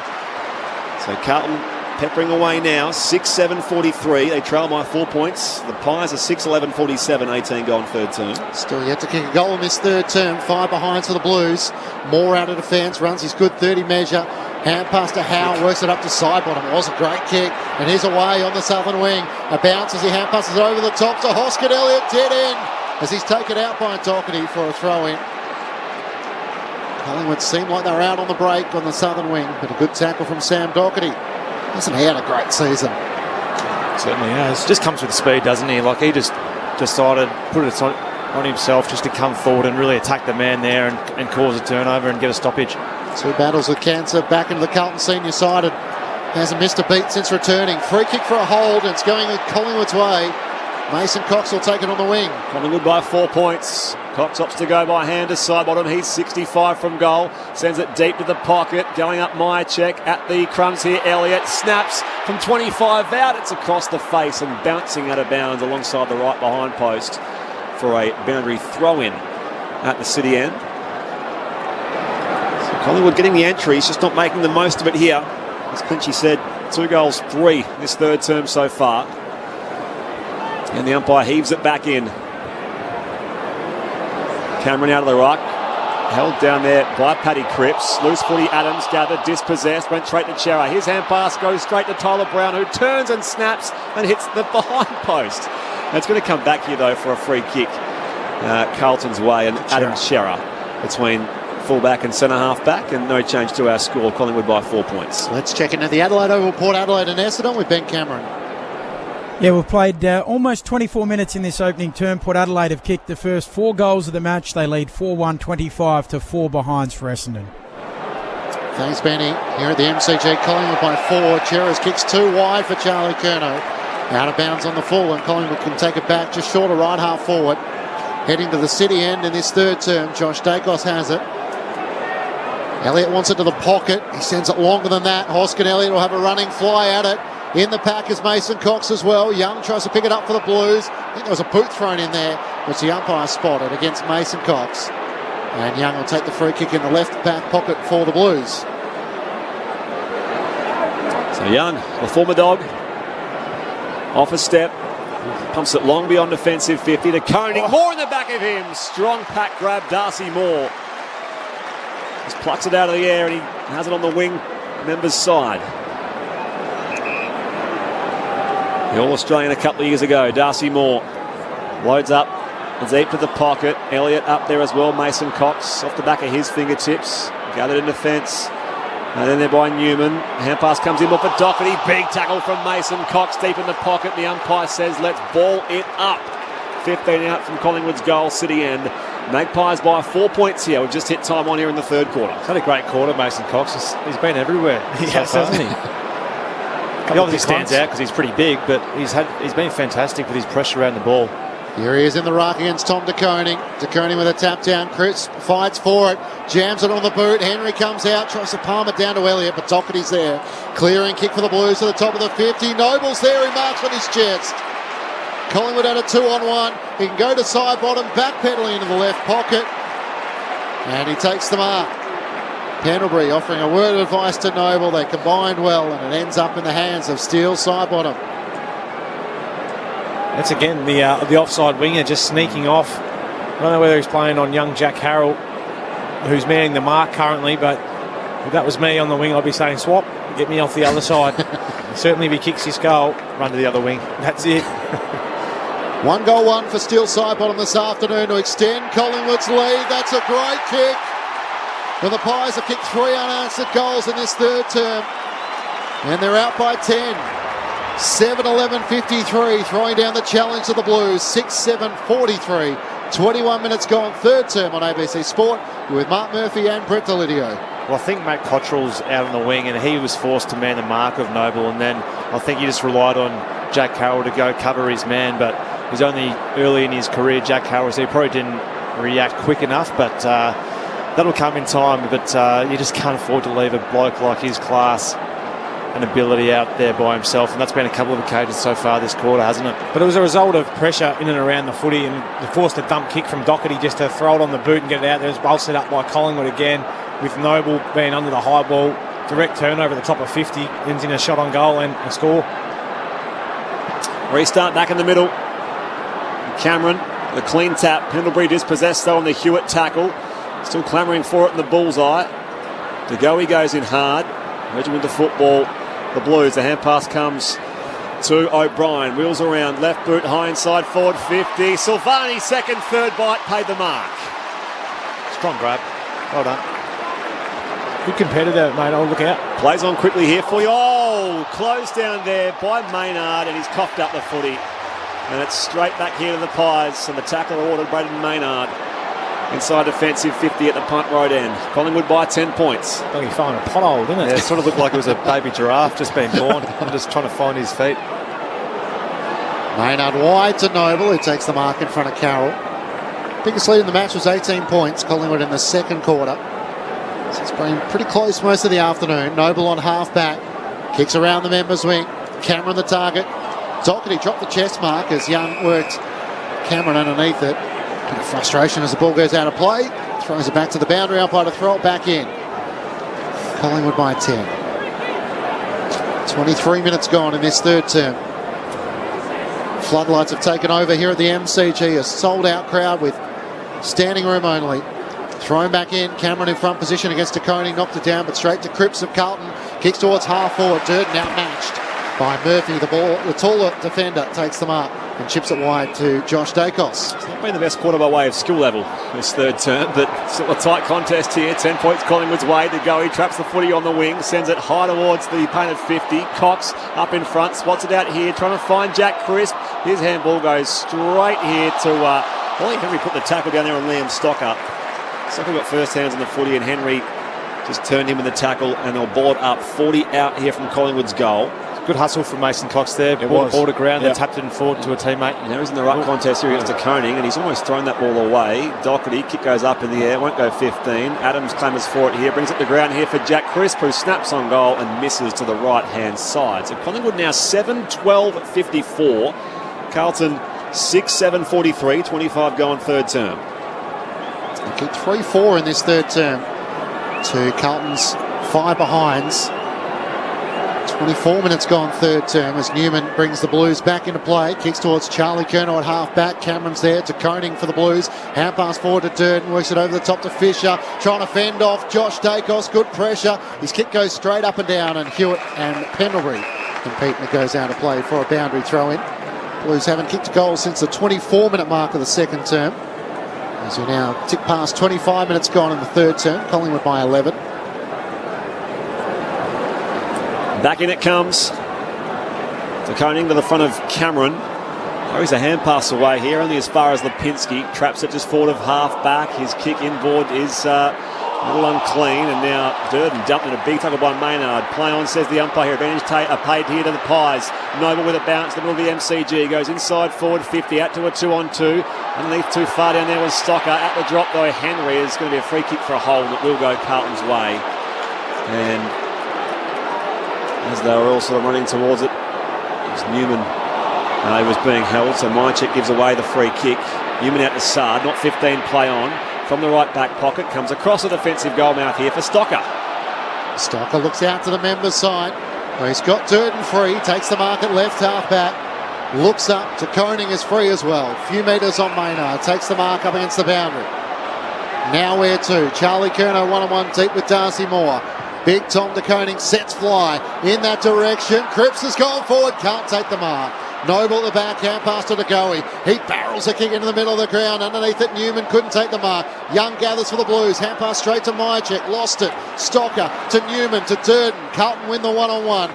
Works it forward, and Hewitt has it at left half forward for the Blues. And George Hewitt just forward of the wing. Drives it high inside forward 50. Curnow, ball from behind from Darcy Moore. Out to beat the footy to Koning. Overran it now. Picked up off the half-back line. It'll end up with a free kick going Josh Dacos' way. It was taken high by Paddy Cripps. He's called to play on Josh Dacos. On the 45, it's well marked by Jack Crisp. Big quarter. Possession number 10. So Crisp plays on around Durden. Comes up towards half forward. A little too deep down there for Ollie Henry at the drop. It's going to go out of bounds for a throw-in. Lewis Young couldn't trap it, so it's right on the junction of 50 for a boundary throw-in at Collingwood's attacking end. It's they who lead by 11 points. 7-12 plays 6-7, 27.5 gone third quarter. Mark's been in touch from Hobart. I've watched some of the game on TV, listening to your commentary, and the skill's been this bad all match. In the third quarter, it's certainly been worse than what it's been the rest of the afternoon. Lipinski hard against the boundary, long inside 50. Cox has collected an opponent high. And it's Sam Doherty who's slow to get to his feet. So Josh Kennedy last week. That's a bit of a scary one, that one. That's almost Josh a bit of Kennedy neck. last week, and Mason Cox this is Sam Doherty, almost too courageous for his own good. Yep. Collared by Mason Cox and awkwardly landed on the middle of his back. From the restart, Hewitt tries to link up with Chera. Hand pass to Young, tackled. Adams did well, no whistle. They dive on top of the footy. And it's locked underneath Lipinski and Ollie Henry. Sam Walsh is often the case, is on the bottom of the footy. It's noticeable the change in intensity around the footy in this forward 50 from Collingwood at the moment. Collingwood by 11 points and deep in attack. Cox takes it out of the ruck. Kicks towards the teeth of goal. It's wide of Ginnivan and Sard as the siren sounds for three-quarter time. Collingwood head into the final term with an 11-point advantage. 7-12-54 to Carlton 6-7-43. For the Blues led by 6 points at half-time and Collingwood by 8 points at quarter-time. So a 3-goal-to-none third term, the way of the Magpies. Carlton sitting third on the AFL ladder. Collingwood a game outside the top 8 in 10th position. But the Pies taking it up to the Blues this afternoon. For Collingwood, 2 goals to Paddy Lipinski. Steele Sidebottom also with a couple. Individuals to Degoe, Elliott and Henry for the Magpies. Meanwhile, Charlie Curnow with 2 for the Blues. Individuals to Chera, Cripps, Walsh and Durden. Three-quarter time, Collingwood 11-point leaders at the MCG. Let's check into the Adelaide Oval, Port Adelaide and Essendon with Ben Cameron. Early stages of this second quarter, Clinchy, and 4-2-26, Port Adelaide leading Essendon just the 6 behind. Something that you will see replayed during the week is a little skirmish between the Essendon players at quarter time.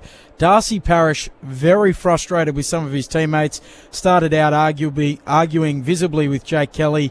Then Dyson Heppel, the captain, gets involved, and eventually Dylan Shield. But arguing amongst themselves, Essendon, as this season goes from bad to worse. But 4-2-26 Port, they lead Essendon 6 behinds early in the second. Thanks, Ben. Frustration boiling over for the Bombers. Three-quarter time of the MCG. Collingwood by 11 points on Grandstand AFL on ABC Radio and ABC Sport Digital.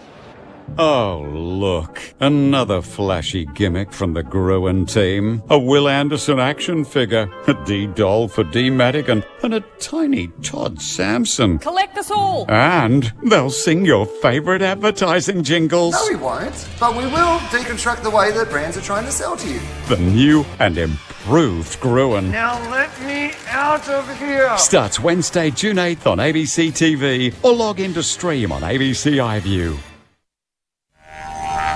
This is Sir Doug Nichols' Round Grandstand AFL. on ABC Radio and ABC Sport Digital. Up inside forward 50, Mason Cox, good separation against Plowman, lays off the hand pass to Adams, stops, props, goes the fend on Plowman, he's 55 from goal, squares it now to side bottom who takes the chest mark, 45 out, he can go on in turn, closer to home where it is marked in the pocket, down there by Lipinski, Pat Lipinski, the former Dog, in the pocket, opens up the angle, and the Magpies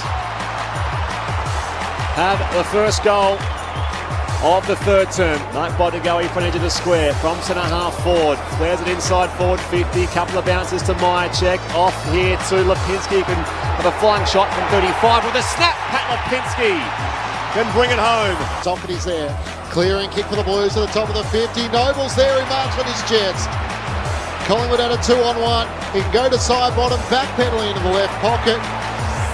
And he takes the mark. 1 goal, 1 for Steele side bottom this afternoon to extend Collingwood's lead. That's a great kick. The Sir Doug Nichols Round on ABC Radio and ABC Sport Digital. Just 3 goals kicked in the third term. They're all the way of Collingwood, who lead by 11 points at three-quarter time. 7-12-54 to the Blues, 6-7-43. Matt Clinch and Brett Sprigg calling the action. Jess Webster down the boundary. The thoughts of Mark Murphy and Brett Delidio with you on ABC Sport. Well, it's all set up for a big last quarter, isn't it, Lids? So absolutely. We've been treated to probably not one of the finest games. Like the pressure's certainly... Skill level-wise. Yeah, the pressure's certainly been on and been some great contests, but skill-wise, I'd probably love to see a little bit better execution. But anyway, we've got a tight one here in the last quarter, so we're excited to see what can happen. But what are your thoughts on Paddy Cripps being in the ruck so far, Lids? I know he's trying to do the team thing and help out the footy team with who's there, who's not there. But I'd like to see Paddy Cripps being the number one man in and around the ball, not the ruckman. Well, we had this discussion with Justin Longmuir today on our show that Nat Fyfe, where does he go? Does he start in the waffle or does he come straight in? I think that it's a bit like running Paddy Cripps into the ruck. I think you just don't put your weapons in the ruck. And I know he wants to do the best thing for the team, but for mine, I think he's better suited to be explosive when you're on ball, but then go and rest forward because you're 194, 195 centimetres. You can take a catch and help out Charlie Curnow down there, who's fighting manfully, but he probably hasn't got the other tall timber down there to give him a chop out. Yeah, and you're right, because when you are playing ruck, and he probably is finding out that just now it is taxing on the body. And you're wrestling the whole day, pretty much. You're basically wrestling, and he's wrestling a bloke who's obviously bigger than him. Like Paddy Cripps is obviously a big individual, but it's taking away from his strength of being in and around the ball, his power from there, because when he's not playing ruck and then he goes on ball, he's just probably a bit too knackered from working too hard in the ruck. But it'd be interesting to see what happens in this last quarter, whether or not they get Jack Sylvain to come up when Tom De Koning's not in the ruck to play that role for them and let Paddy Cripps go rest forward, because we see how damaging Paddy Cripps is when he is playing forward. He's one of those midfielders who can kick goals from the mid, obviously, but when he is forward, he's at 125. So he can be that extra tall down there. So I'd like to see him go rest forward and then not play ruck. Well, we asked for the Collingwood mids to not allow Carlton mids to get on top, and I think they really nullified them more in that quarter. We saw Chera, who we spoke about at half-time, only had, the 5 touches, wasn't as damaging certainly out of the middle. Hewitt didn't have as much of it. And we spoke about Cripps just then and Walsh. They just didn't have the influence, I don't think, of what Crisp and De Goey had a big quarter just then. Pendlebury started to get a little bit more footy, as well as Taylor Adams. So if they can continue how they started that second half, I think it'll be all downhill for Collingwood, but it's on Carlton now to really challenge. Who wins? Collingwood for mine. I think Carlton for mine. We're split in the box. Into the final turn we go. De Koning doing the ruck work against Cameron. Here's Cripps on cue. Gets the clearance with a hand pass to Chera. Kicks to half forward. Quaynor won it against Motlop. Hand pass to Maynard. Kicks Collingwood in the middle of the ground. Sard and Brown. Great mark, Adam Sard. Takes a releasing mark for Carlton in the middle of the G. All to play on now. High ball down the corridor towards a 2-on-2. Intercept grab, snatched out by Darcy Moore. Mark not paid. In goes Darcy Cameron. Towed out by Jesse Motlop. They measured the football here, the Blues. Hand pass out to Walsh. 45 from goal. He snaps. High towards the top of the goal square again. Nathan Murphy launches in defence. Overrun by Tom de Koning. Cycled for by Jesse Motlop. It's through for a goal. What a moment. They may check this. It came through a bit of traffic to get there. Jesse Motlop thinks he's kicked it, but they're going to go to the arc. Umpires calls a goal. Review underway. Question whether there's a touch on that from maybe Darcy Cameron or the boot of Isaac Quaynor. Hard to see from there, isn't it? It would be hard to turn that over if he's called that a goal, the umpire, which he has. They look pretty convinced here, the officials. No, that was a replay. Still thinking it over. That looks clear for mine. That hasn't been touched. Oh, that's your Carlton hat on. It certainly is. Just a matter of whether Darcy Cameron's got a hand on it as Motlop's putting his foot through the ball. It looks clear. Complete. Looking at this angle, there is insufficient evidence to say whether the ball has So been there you go. touched. Jesse Motlop, just his third AFL game. What a moment for him. The umpire's just thrown the ball behind the goals. This is going to be a goal. Umpire's call is a goal. And Jesse Motlop closes the gap here to 5 points. Jesse Motlop, they come from everywhere to get around him. We know about his football pedigree. Of course, Indigenous round. He's a Larrakia and Noongar man. And that is a special moment for the youngster, Jesse Motlop, to kick that goal, despite the going upstairs and having a look at it. But it is a 5-point break Collingwood's way, early stages final term. It's been a tough day for the small forwards playing in the Carlton forward line because they have just been going short and slow the whole way along the day. So it hasn't been conducive to being front and centre for those long balls coming in. So always Durden and Motlop, they have to make the most of their opportunities, and good to see young Jesse Motlop get on the end of that one and make something out of nothing. Has kicked a goal in his 3 games, so doing the number 3 proud for you, Murph. Back in the middle, de Koning wins down the tap for the Blues. Straight to Pendlebury, though, in the middle for the final term. Gone by Walsh. Great tackle. Don't often see that. Scott Pendlebury too slow to get rid of the hand pass. And Walsh takes the free kick. Drives Carlton long inside the 50. Curno's there. Silvani's there. Cameron in front. Fisher front and centre. Can't get a hand pass away. Noble for Collingwood. Back to Moore. Hand pass out wide for Josh Dacos. Good pressure, Durden. Hand pass hard against the boundary. And Silvani takes Darcy Cameron over the line. And a throw in the right forward pocket for the Blues.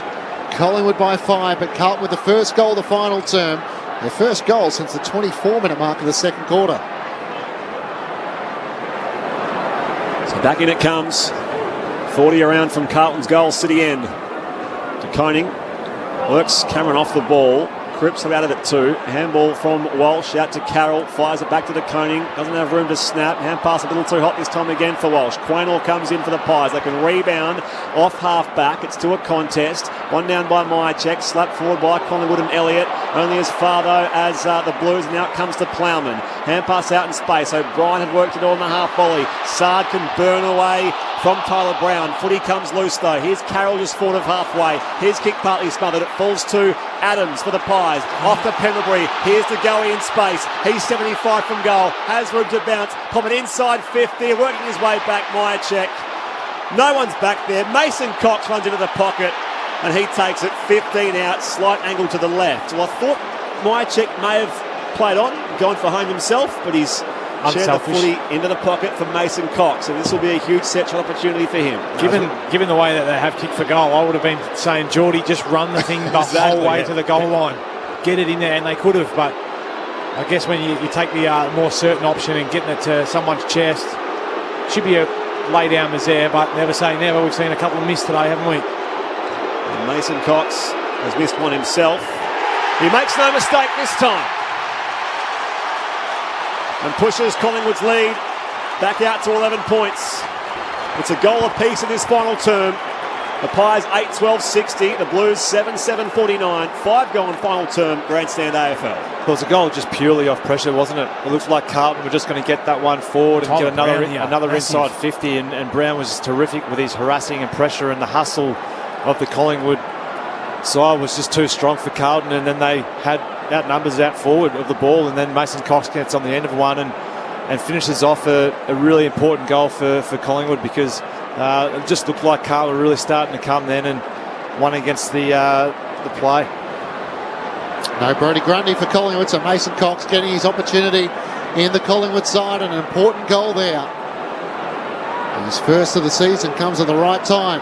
Back in the middle, De Koning wins down the tap. On all fours, Cameron trying to get the clearance. Half pass to Pendlebury. Kicks towards Lipinski at half forward. Nunes fights with him in the air. Free kick Collingwood's way.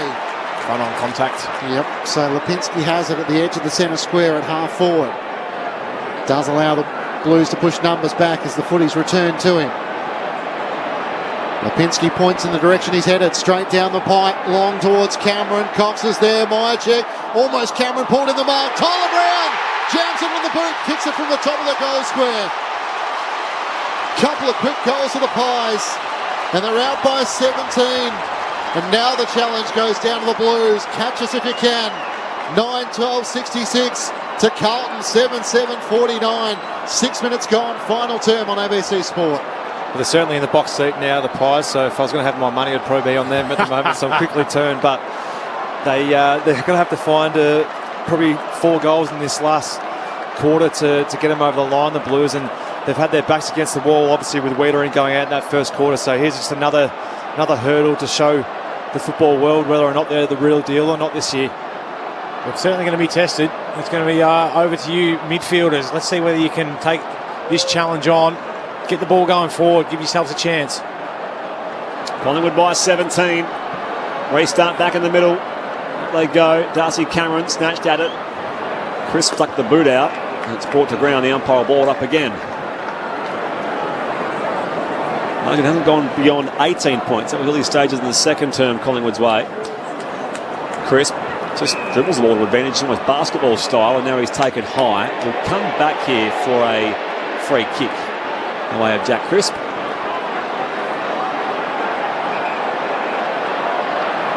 Collingwood on now. Down the corridor, 35 from goal, they converge there. Cox reaching from the back, Hewitt out to Plowman, he's dispossessed, and will fall here. Tackle down this time on Henry, ball bounces toward the goal square. Mason Cox was beaten there by Young. Hand pass to Newman, the Carlton side can clear beyond defensive 50. Silvani in the contest attempts the one-hander on Howe. It's going to be a free kick going his way for a hold, so Howe holding on to him.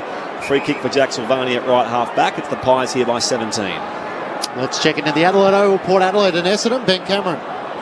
Good news for Essendon fans. They've kicked their first goal of the game. They still trail by 30 points as it stands. 7-2-44 plays 1-8-14. Port kicked the first 7 goals of this match. Silvani up to Kerno on the wing and now to Owies at right half forward for the Blues. They trail by 17 points. Owies looks long and strong inside 50. Cripps is there, can't take the mark. Howe front and centre emerges for Collingwood. Kicks a spiralling ball to half back. Race after that, Ginneman, and he does. It competes with Nunes. Couldn't take it. The young Pie, and the Blues win the one-on-one. Hand pass comes to Sard. Heath has a bounce before he even moved forward. Now looks inside the 50. Long kick. Cripps at the back. Never got to him. Mason Cox set himself in front, and the lanky American comes down with the footy. He's playing inspired footy in this second half, hasn't he, Mason? He's been fantastic.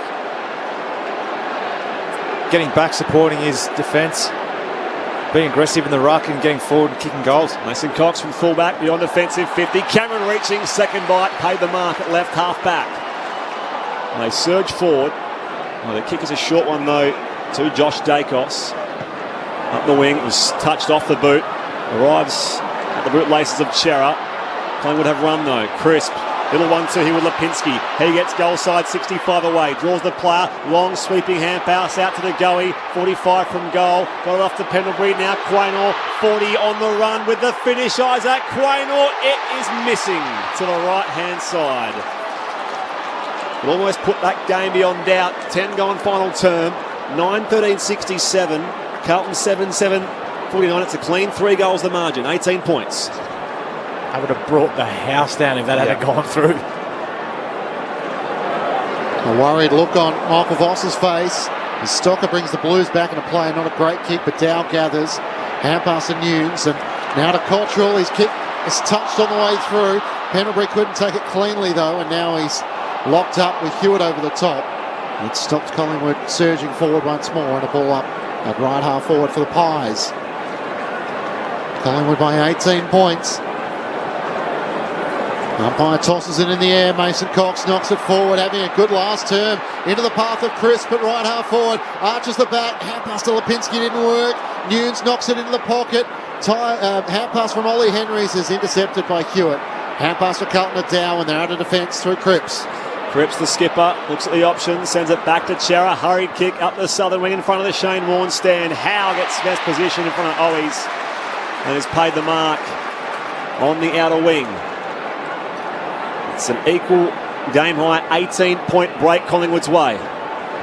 Jeremy Howe loads up, going inside forward 50. Mason Cox up in front. At the back, Ginnivan dummies the hand pass. Now goes back inboard to find Pendlebury on hands and knees. Slaps it out to only as far as Dow. His hand pass picked off. Lipinski dumped as well. And the umpire set holding the ball. Great work, Carlton. And Nick Newman will hand the footy back to his teammate Adam Chera, who was the tackler. And Chera up from the left back pocket. Wants to come up the line. Silvani, it was dangerous as Nick Dacos was closing him down. Footy still with Carlton. Through the corridor they go now. Nunes long and directs for Charlie Curnow. He marks 55 from goal. Inside forward 50, the unmarked man.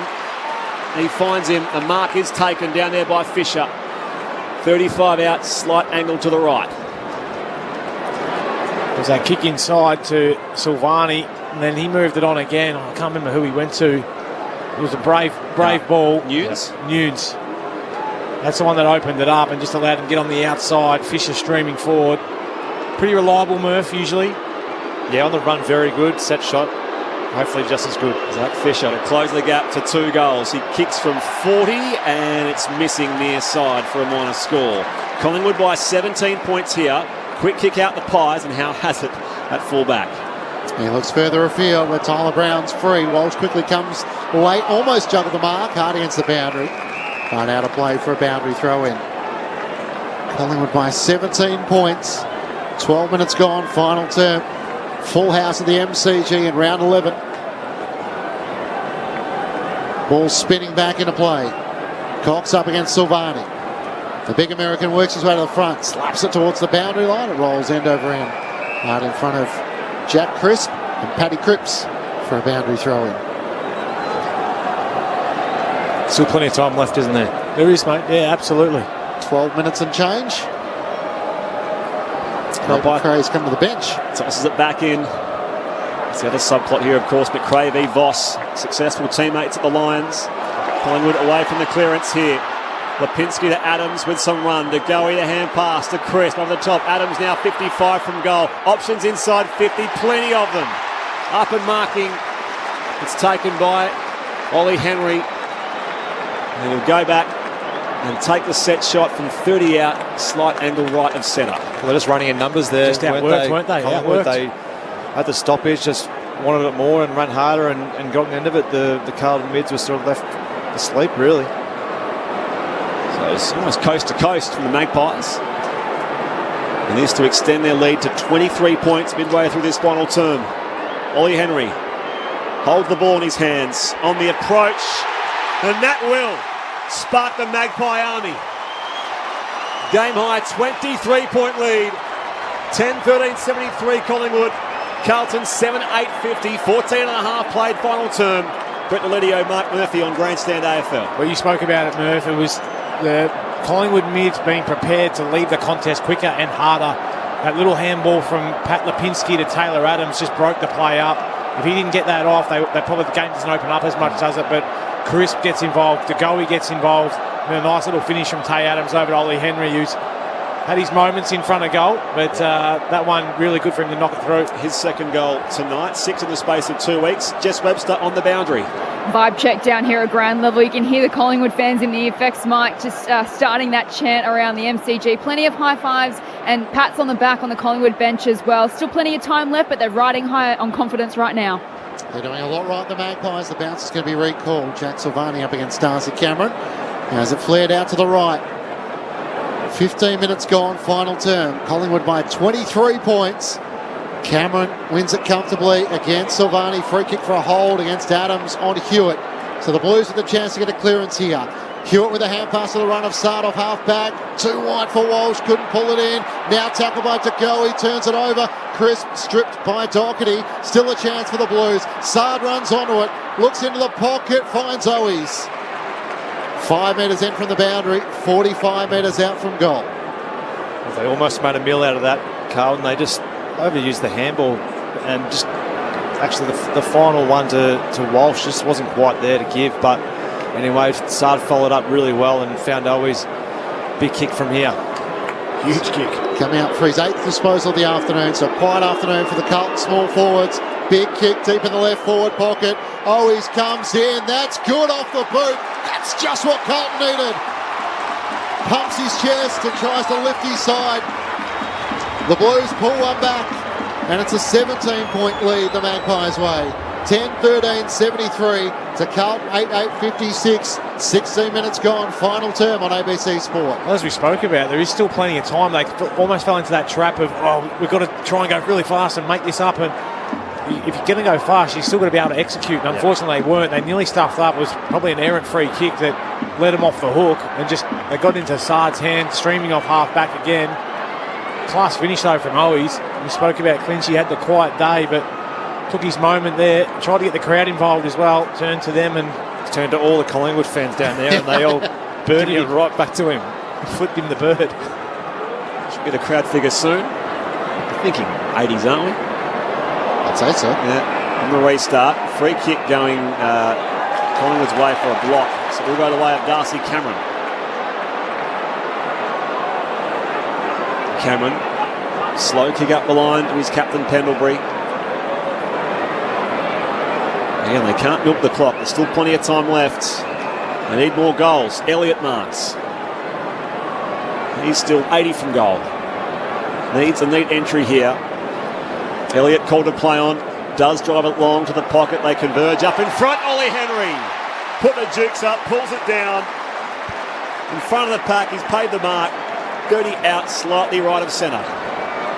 Slow build-up, wasn't it? It was really methodical in the way that they went about it. Just chipped off a little. It's probably the opposite of what Carlton were trying to do in the other centre bounce. They're trying to play havoc football, get it going forward. They'd be pretty disappointed with that Carlton defenders. Slow little build-up, and then to have Ollie Henry come across the front of the stop, the pack there and take a mark, they'd be pretty disappointed. Ollie Henry, just as was the case 5 minutes ago, to extend the lead back out to 23 Collingwood's way. Similar sort of part of the ground, on the approach for goal number 3, and he's got it. Magpies back in control. 11-13, 79. Carlton 8-8-56. 19 going final term. Grandstand AFL, Brett Deledio and Mark Murphy. Let's just check into the Adelaide Oval, Port Adelaide and Essendon. Ben Cameron. Essendon have kicked a second goal in this match. Power lead by 32 points at the 23-minute mark of the second term. You spoke about it, Murph. You don't want to get beaten by what you know. Ollie Henry, really great jump and mark at the footy. Well, don't allow him to do that. Get in front of him, put body on him. But his ability to run and jump and take that at the highest point, come across the front of the pack, but then to put those yips behind him and nail 2 crucial last quarter goals is really impressive from the young man. Had all the answers so far in this last quarter, the Pies.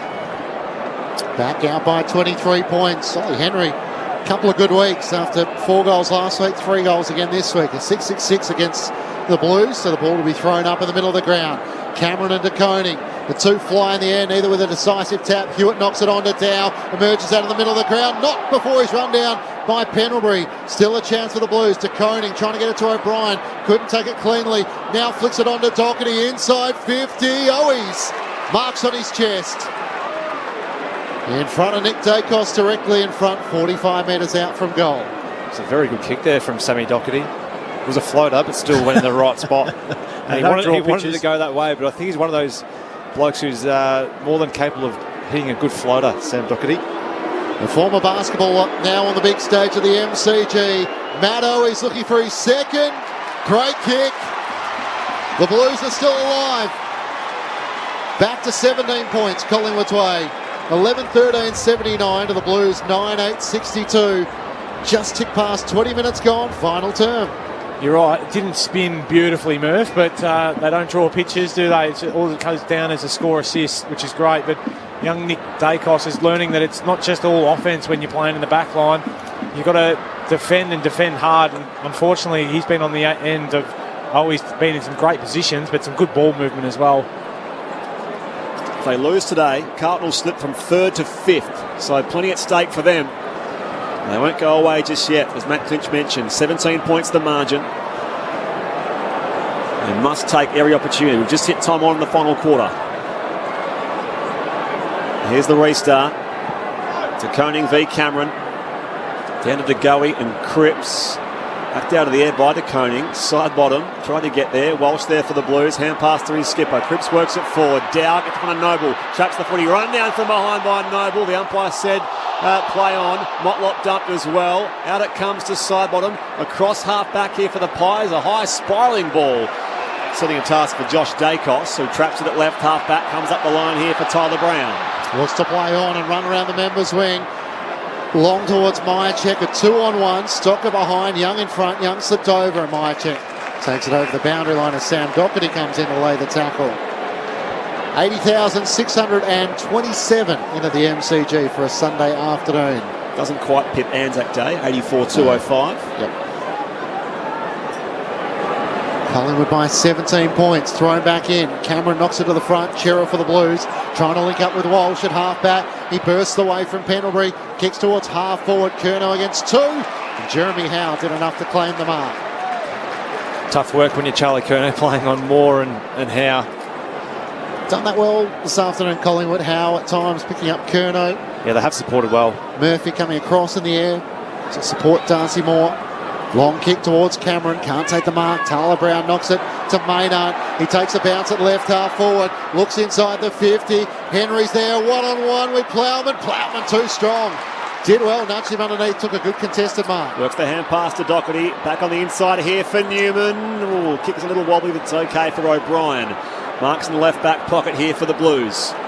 Collingwood by 17 points, 23 gone, final term. Back across the defensive goal mouth for Stocker. Right in the goal square. Can they find their way forward here, Carlton? Time running out for them. They need 3 goals. It's another short kick to find Plowman.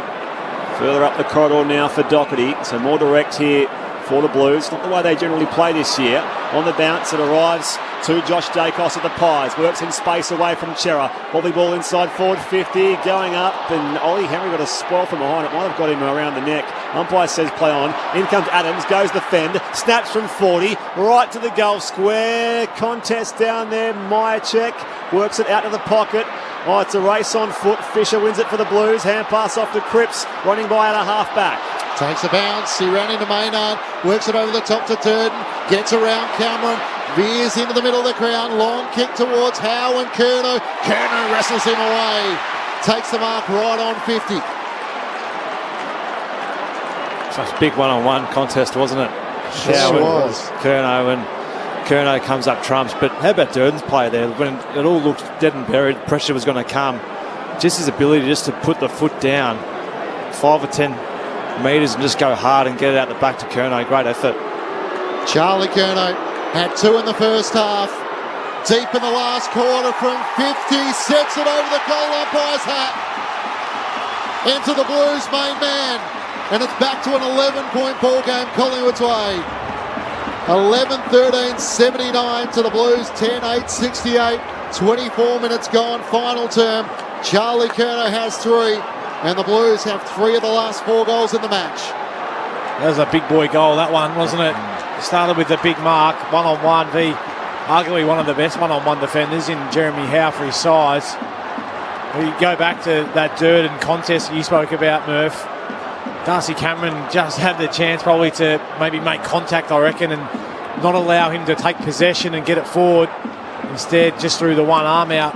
He slides past and gets it to the money man in Charlie Curnow. Big goal from 50. Never looked like missing. Back-to-back goals, 3 of the past 5 in the game for the Blues. Margin 11 Collingwood's way from the restart. Cameron wins it down only as far though as Walsh. Hand pass back to the unsuspecting Patrick Cripps, who lost his footing. Crisp goes in hard here for the Pies, waiting for a clearance. Still the umpire says it's locked in. Let's ball it up. right on the paint, which reads Wurundjeri land, of course the traditional lands here around metropolitan Melbourne. Then they go Pendlebury. Hand pass out only as far as Cameron. He's brought the ground. The umpire will ball it up again. 26 played, final term. Magpies here by 11. Tossed up quickly to Koenig and Cameron. They bounce into each other. Comes out to Cripps. The Carlton captain arches his back. Sends a spiralling ball inside 50. Have a go at that, Charlie. It bounces in front of he and Moore. Umpire waves play on. Quaynor and Durden to the pocket. They tangle once more. Carroll's there. Lays the tackle on Noble. Umpire circles. He'll ball it up in the left forward pocket for the Blues. Collingwood by 11 points. 26 minutes gone. Final term. Fair clearance from the Carlton captain, wasn't it? Ball in the air. Cameron v. Cripps. Hand pass from Maynard. They clear through to Goey, the Pies. High ball beyond defensive 50. Up goes Mason Cox. Through underneath it. Slapped out here, looking for Young. Collected by Walsh. Handball to O'Brien. Kicks by the great work by Sidebottom, the veteran. Sard tries to hack it out of the air as well. Picked up here, though, by the Pies. Sidebottom gets it away from Tyler Brown and now kicks up the southern wing. Blues have numbers around the football. Hand pass comes back to Walsh. Can send them back inside forward 50. Where's Curnow? He leaps. Didn't quite get to the football. At the drop, Nick Dacos shares it with Quaynor and the Pies can rebound. Long up to the southern wing where Young and Myercheck are there. It spills to the back. Hewitt's onto it. Kicks Carlton towards 50. Silvani comes out. Howe spoils it down. DeGoey runs onto it. Oh, he's fell into his back.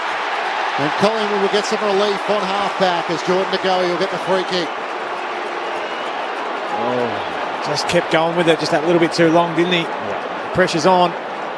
Collingwood get a chance to take a breath as DeGoey goes wide to the southern wing. Nick Dacos marks wider still. And Steele's Sidebottom has it. Under the Shane Warne stand. Collingwood in no real hurry to move it. 4 goals, 1 apiece in this final term. Long towards half forward. Out came Myercheck. Couldn't take the mark. Cox's tackle seemed over the shoulder against Plowman. He won't take the advantage. And Carlton will take it at left half back. He does play on quickly now, though. Comes slightly inboard now. Cripps, ball from behind Maynard at the drop. Getting there to it. Durden goes the fan on Maynard. The umpire said he had Pryor holding the ball. So they'll take the kick through Nick Dacos. It was almost a 2-man tackle in the end, Dacos and Maynard. But Durden took them on and get the ball away. Quaynor has it. Front of the boundary line, southern side. Kicks for distance. Towards right half forward, leaping up. Couldn't quite get the reach in there, Myercheck. Adams on hands and knees to Elliott. Shares it to DeGoey. 55 from goal. Wheels around. Thumps it high toward the goal square. Lipinski in a contest with Nunes. Umpire spot on the free kick here. Carlton's way for a hold. Jack Nunes has it at full back. Collingwood still leads by 11. Time to roll the dice straight down the middle to Chera. The Blues are racing the clock now. Kicks out wide to Silvani. Takes the mark at right half back. Works it over the top to Carroll. Noble off his chase. He's gone. Hold on. Welcome to AFL footy and John Noble runs him down. Jack Carroll in his 5th game. Never heard him coming. And once more, great desperation for John Noble. You've got to use the crowd to your advantage in that sense. It's either you've got heaps of space or you're hot. In that case, you were hot. You've got to know you're hot there. 80,626 fans knew apart from Jack Carroll as Noble got it back from Howe. And now to Josh Dacos, who takes the mark in front of the benches. 29 minutes gone, final term. Collingwood by 11 points. Josh Dacos veers out to the right, gains every millimetre, kicks long towards Cameron, top to Koenig, big mark. Put his knee up there and takes an important contested mark. Untidy kick, seeds ground all the way back to fullback here for O'Brien. Made him work his teammate. Comes out to the paint of 50. Nunes lays off the hand pass. They need 2 goals in 2 minutes. Here's Sard. Got it from Plowman. Sard then through traffic. On the bounce here for Walsh. He opts to kick. Inside forward 50. Out there 2-on-1. Silvani up in front. Plays on. Hand pass to Curnow. Top of the goal square. And thumps it into the second tier. Charlie Curnow's got 4. And the Blues close the gap to 5 points. Collingwood 11-13-79. Carlton 11-8-74. Minute left. Goal of difference. I just wonder if ever there's been a Collingwood chant for the win because the entire crowd has bellowed out the Collingwood. Have they got done by ever doing that? That's the question because there's a minute left. Plenty of time to score. 5 points the difference. It's all set up here for an absolute cracker. I don't think they expected Tom DeConing just to take a big hanger at centre-half back and then nearly kick a goal the other way. Listen to that crowd. It's amazing. The 261st battle between Collingwood and Carlton goes down to the last minute. 128 wins apiece, 4 draws, and the draws off the table. 5-point lead Collingwood's way. Cameron went early against DeConing. DeConing knocks it Carlton's way. Penalty in there. DeConing tries to dive on the footy. Cripps to Doherty. Hand pass to Walsh. Can he get forward? Runs to 50. Long to the goal mouth. It's offline. Darcy Moore down low and it goes out of play. Up against the right behind post. A boundary throw in. Carlton are deep in attack. They're still alive. Collingwood by 5 points. 31 gone final term. Forward 50 stoppage for the Blues. Back in it comes. Cameron held out of it. Umpire said play on. DeConing tries to tunnel it away. Silvani bursts through. Hand pass comes wide to Fisher. Turns one way off to Nunes. Off a step. Across the goal mouth now deep to the pocket. Curnow goes up. Moore with him. Ginnivan finds the boundary line. The umpire's going to say let's throw it back in. Collingwood hang on by 5 points. 31 and a half played. Collingwood forwards need to reset here. Even if it comes out, it's going to go back straight back in. Need a contest down the line. What set play have the Blues got late? Thrown in, DeConing and Cameron. DeConing knocks it down. Cripps tried to run in. Maynard's kick is smothered. It comes out to Silvani. He snaps and he misses to the right. He didn't miss by much. 4-point Collingwood lead. Just can't give up a mark here. 20 seconds to go. Pendlebury has the kick out.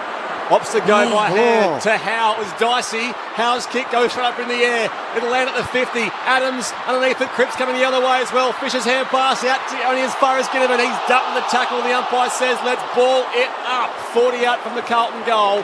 Magpies by 4 points. Scotty Pendlebury, what are you doing? Thrown up. Cripps does the right work. Cameron knocks it down. Walsh can't get clear. Hand pass way. No gathers. The siren sounds and Collingwood hang on. What a thrilling finish at the MCG in front of 80,000. Craig McRae gets the bragging rights as Carlton suffer their 3rd loss of the season. The Magpies by 4 points. To uphold the Magpies' name. See the barricades are shouting as all barricades shout. Oh, the premiership's a cakewalk for the good old Collingwood. Collingwood led by 8 points at quarter time. The Blues by 6 at half time, and then the Magpies got out by 11 points at 3/4 time. The margin was as much as 23 points Collingwood's way at the 19-minute mark of the final term before the Blues came rattling home. They finished with 5 of the last 9 goals of the match, or 5 goals to 4 in the final term, before Collingwood hung on by the skin of their teeth, winning by 4 points to spark a late Carlton surge. Good old Collingwood forever. They know how to play the game. Side by side they stick together to uphold the Magpies' name. See the barricades are shouting as all barricades shout. Oh, the premiership's a cakewalk for the good old Collingwood. Collingwood winners by 4 points. 6 and 5, they move ahead of the ledger and stay in touch with the top 8 with a massive win over the Blues. They face off again in round 23. And for Collingwood fans, well, they mightn't feature in September, but it gives them bragging rights until they meet again against their traditional arch rivals. Collingwood winners by 4 points, 11-13-79 to Carlton, 11-9-75. For the Pies, 2 goals to Lipinski, 3 goals to Henry, 2 to Sidebottom. And Lipinski, who I mentioned, individuals to Goey, Elliott, Brown and Cox for Collingwood. Meanwhile, for the Blues, 4 goals to Charlie Curnow, 2 goals to Matt Owies. Individuals to Motlop, Chera, Cripps, Walsh and Durden. The Blues finish with the last 3 goals of the match, but Collingwood hang on to win by 4 points. Talk us all through it. Brett Delidio and Mark Murphy. How good was that, Clinchy? I thought the Pies by a couple of goals comfortably, but as with inexperienced teams, I think you can get a little bit comfortable. You probably hear the cheer squad start to chant and think, oh, we've got this one. You just take the foot off the pedal just a little bit, and before you know it, with the way the team structure up and, 6-6-6, as soon as you get one against you, you can quickly become two. Pretty good effort from Carlton, I would have thought, given that they lost their key post backman Wiedering very early. But they'll rue that as a missed opportunity, I would have thought. They had plenty of opportunities to really put that game away.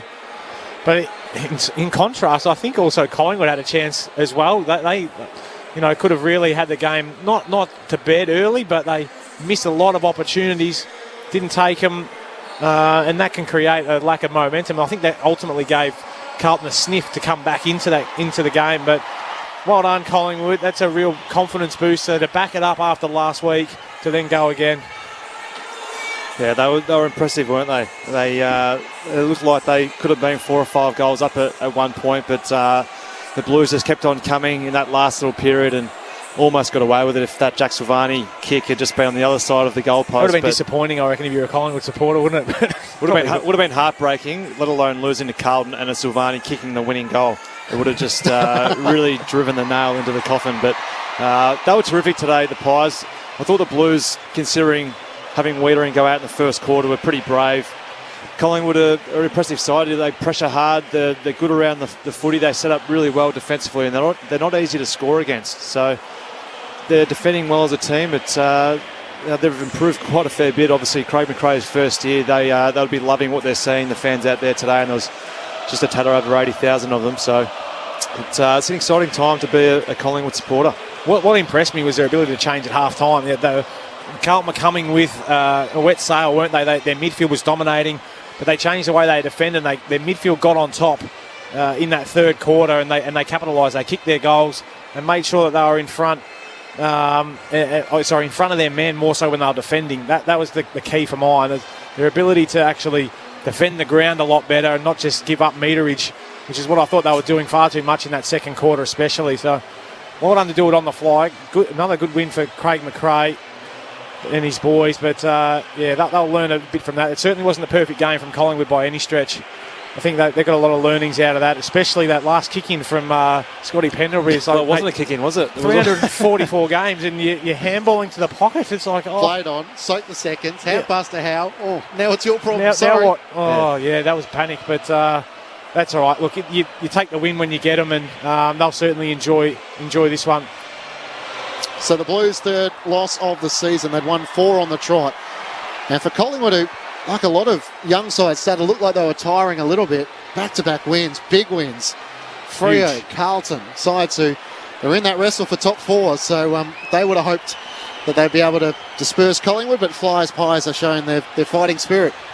Certainly have. It was certainly one that I'm not sure that it got away for Carlton because they were probably never the better side on the day. I thought Collingwood were much better for a longer period of time. So they would have just gotten away with it if they did get over the line, Carlton. But to Collingwood's credit, they defensively were really sound all afternoon. So they're 6-5 and going quite well, aren't they? Yeah, that's it. I was impressed with.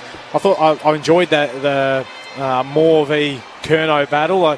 I think it probably broke even, I would have said. I think Moore had his moments, Charlie Curnow had his moments. They probably weren't on each other right through the way throughout, but it was, mate, they're two of the best over the end. Yeah, he's kicked 4, I get it. But I thought Moore had quite a few moments as well. Didn't have his best game by any stretch, but that's just a good, enticing duel to come and watch, isn't it, when you see those two boys go at it? So Pies next up, Hawthorn. That still feels like a weird game that's hard to pick based on Hawthorn's patchy form line and things they've done this year as well. The Pies are probably in a similar sort of boat. So, as you said, ahead of the ledger, 6-5.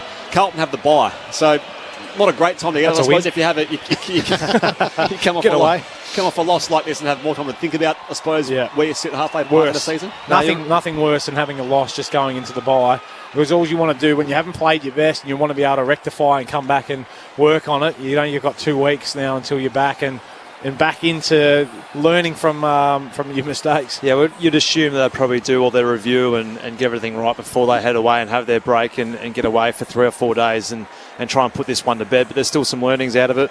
I still thought they held up quite well considering Wiedering going down, but they've starting to get a bit of an injury list now, aren't they, to a few key individuals, and for quite a lengthy period of time. So you'd think Wiedering, obviously I'm not a doctor, but an AC joint depends on how severe it is. You'd probably be thinking anywhere from 3 to 6, probably. Yep. And then you've got Harry Mackay, which is probably another 3 or 4 weeks off. Pitney is, I think, a really important player for Massive. him because huge. It just the whole side looks better when they've got 2 genuine ruckmen in their side, and you're not having, well, for one, Paddy Cripps playing as a second ruck, which I think just a really. I wouldn't like to see it again. I just want Jack Silvani in there around the ball and let Paddy Cripps do what he does best at ground level and give him more energy at the ball and around the ball and going forward as well, because I think it taxes you too much playing as a second ruck. I know he wants to lead from the front and put his hand up and do that, but I think for the team's sake, I think it's better off not having him as a second ruck.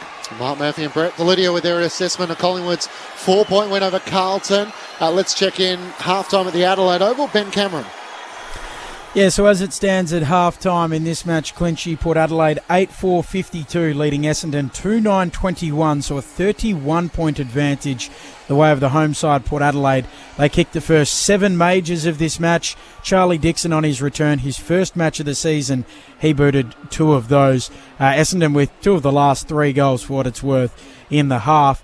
There was a stern exchange on the quarter-time siren between Essendon players. Darcy Parish visibly frustrated with some of the seeming defensive efforts of his teammates. He had a few criticisms of Jake Kelly. Dylan Shield got involved. Dyson Heppel, as the captain, tried to calm down Darcy Parish as well. It was reminiscent of, dare I say it, Brendan Goddard and Dyson Heppel with the pretzels many years ago. But Port Adelaide leading by 31 points, not far away from the second half getting underway as a little bit of rain begins to fall at the Adelaide Oval. Thanks, Ben. Thanks for your work throughout the afternoon. Cheerio to BJ Goddard if he's listening. If we can get a quick Collingwood interview, we'll bring it to you. Then we're heading to the Adelaide Oval. Let's join the Pies with Jess Webster. Yes, the Pies players have come into the room to the warm applause of the family and friends who are in the rooms, and they're just gathering in a circle. And there you heard it. Let's have a listen to the song.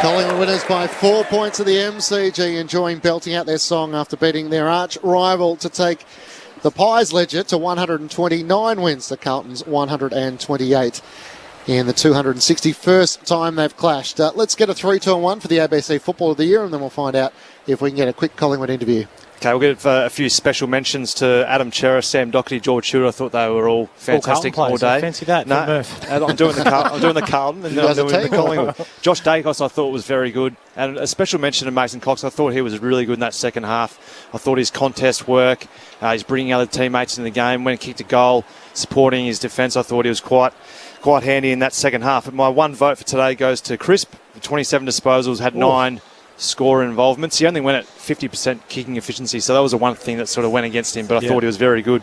Sam Walsh, I thought, was Carlton's best in the day. He had 35 disposals, 4 clearances, and kicked a goal himself. And I gave Jordan DeGoey the best my 3 votes. He had 24 disposals, 1 goal, but had 11 score involvements. We like those. So I do love a player that gets forward and gets aggressive, and he's certainly one of those players, and he was instrumental on the day. The votes from Mark Murphy in the ABC Football of the Year. Let's head straight back down to the Pies rooms with Jess Webster. Thanks, Clinchy, and with Jamie Elliott. What an exhilarating finish. A great win against the old enemy in front of 80,000 fans here at the G. How's the heart rate? Yeah, it was definitely racing in that last quarter. They were going to come. I think we were 20 points up or something, and we knew that they were going to throw everything at us, especially they've got such a good midfield, and that's where they started it. When they got that, and Charlie Curnow up forward, they've got damaging small forwards, so we just had to hold on, and we did. 2 big wins now in the last 2 weeks against 2 top 4 sides in Fremantle and Carlton. What do you think has been the difference in the past fortnight? I think it's just coming back to how we want to play. I think we pride ourselves on pressure and we want to play a territory game. And before Freo last week, we were a little bit off our pressure. Our tackles were down. We're kind of, we're just down in those areas. And we came back to that against Freo. I think the wet helped us and facilitated that. And then we did it again against Carlton. I think our pressure was through the roof, especially in the first quarter and the start of the second. And then they started getting a roll on. And then it was just back and forth after that. And then obviously just trying to hold on in that last quarter. Let's head upstairs for a couple of quick questions from Mark Murphy and Brett Delidio. Jamie, well done today. Brett Delidio here. I just want to know what Fly's message was at half-time. It's a noticeably different way you guys played in that second half, especially the third quarter. G'day, Brett. I don't have a good memory. I didn't think you would. The only thing I do remember is our start of the second quarter was really good, the second half of the second was really poor, and I remember him saying that, and then after that I was just putting my boost back on. Yeah, no, that's okay, mate. You must be pleased for the young Ollie Henry to be able to go back and nail those goals. Obviously, he had those issues a couple of weeks ago. Must be pleased for him in that last quarter, nail a couple of crucial ones. Yeah, absolutely. And as a forward, I think I had a chat to him after the game, and even during the week, about sometimes it's not your day, but you can just have a quarter where it'll just come to you. Even like Checkers tonight, he didn't have a great game, but it just sometimes as a forward it just happens. And Guinea, exactly the same. So it's just trying to educate those young boys and just say, just because you're not getting around it, it's not coming to you. Other blokes are going to impact, and sometimes it's not your day. It's just coming back to doing team things, and it will eventually fall your way. Jamie, well done today, mate. Murphy here. I was really impressed with Mason Cox in the second half. I thought he was just bringing the ball to ground, creating great contests.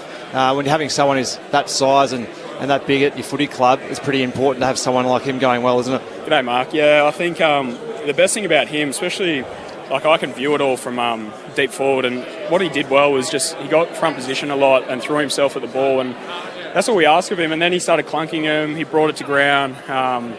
And yeah, that's been his biggest improvement. When he went back to the VFL, he had clear messaging, and that was basically it. And you've seen it tonight, how actually damaging he can be. Jamie, Brett Sprigg, you didn't play the last couple of Anzac Day games, so tonight's 80,000 crowd, the biggest crowd you've seen for a couple of years. How was that to have that experience again? Oh, mate, I love big crowds, and I think I've missed the last 4 Anzac Days, which is disappointing. But yeah, tonight I was even driving in, just thinking about how big the crowd was going to be, how loud it was, because I feed off that. Naturally, as a forward, you do, and I loved it. Having crowds back, especially experiencing COVID with 2020 and a little bit of 2021. Having fans back, it's just, they create such a brilliant atmosphere, and I just love having massive crowds at games. How chaotic was the end, Jamie? You got out by 23 points, and Jack Silvani has that swinging shot. There was a lot of desperate moments in the last few minutes. Yeah, I had a view of that. Fucking hell. Sorry about the language. I was stressing. Obviously, they had territory in that last quarter. And yeah, when he got that ball to Bird, I was like, please just hang right, and it did. So, and the crowd was so loud. If that went through, I would have been pretty flat. Yep. A few words are going to slip here if I keep going. No, we rode the emotions with you, so we might leave it there. Jamie, well done on the win. Thanks, guys. Good luck against the Hawks next week. Appreciate it. Thank you. Jamie Elliott, and apologies to some of our younger listeners, swept in the emotion of what was a pretty good win. You ever done that before? Never. No. Shane Tuck did it a couple of times. He was renowned for it. There's a few high-profile examples across TV and radio over the years. Well, I think Andrew Walker did it in his first game of AFL football. But Jamie Elliott's been around for a little bit He should longer. know better. He should know better. But anyway, sometimes it's obviously the emotion of the day. Huge win by the Pies, and against the arch rival in Carlton, they would be absolutely loving it down there. Yep. Like chatting to your grandparents. Just remember your audience. Anyway, Jamie Elliott was with us, and it was great to hear from him after Collingwood's 4-point win over Carlton, 11-13-79 to the Blues, 11-9-75. 3 votes went to Jordan De Goey, 2 to Elliott, and 1 to Jack Crisp. So the Blues will look to bounce back after the bye. Collingwood and the Hawks. All of a sudden, a bit of interest there for the Pies. Will be, absolutely. It's a big game for both teams, really. You would find out where they're at. They're both around the similar sort of marking. Collingwood just a little bit higher at the moment. So yeah, Hawthorn has sort of been up and down, haven't they? So it'll be interesting to see. Obviously, last night going down up there, they'll come out here next Sunday like a weird commentating on that game. It'll be a good one to watch against the Pies. Absolutely will. Thanks to everyone involved today. Collingwood far too good, winning by 4 points against the Blues in a thriller here at the MCG. Let's take you to the Adelaide Oval, Port Adelaide and Essendon. Aaron Bryans, Neil Cross, Scott Camperley alongside Stephen Williams and Liz Walsh.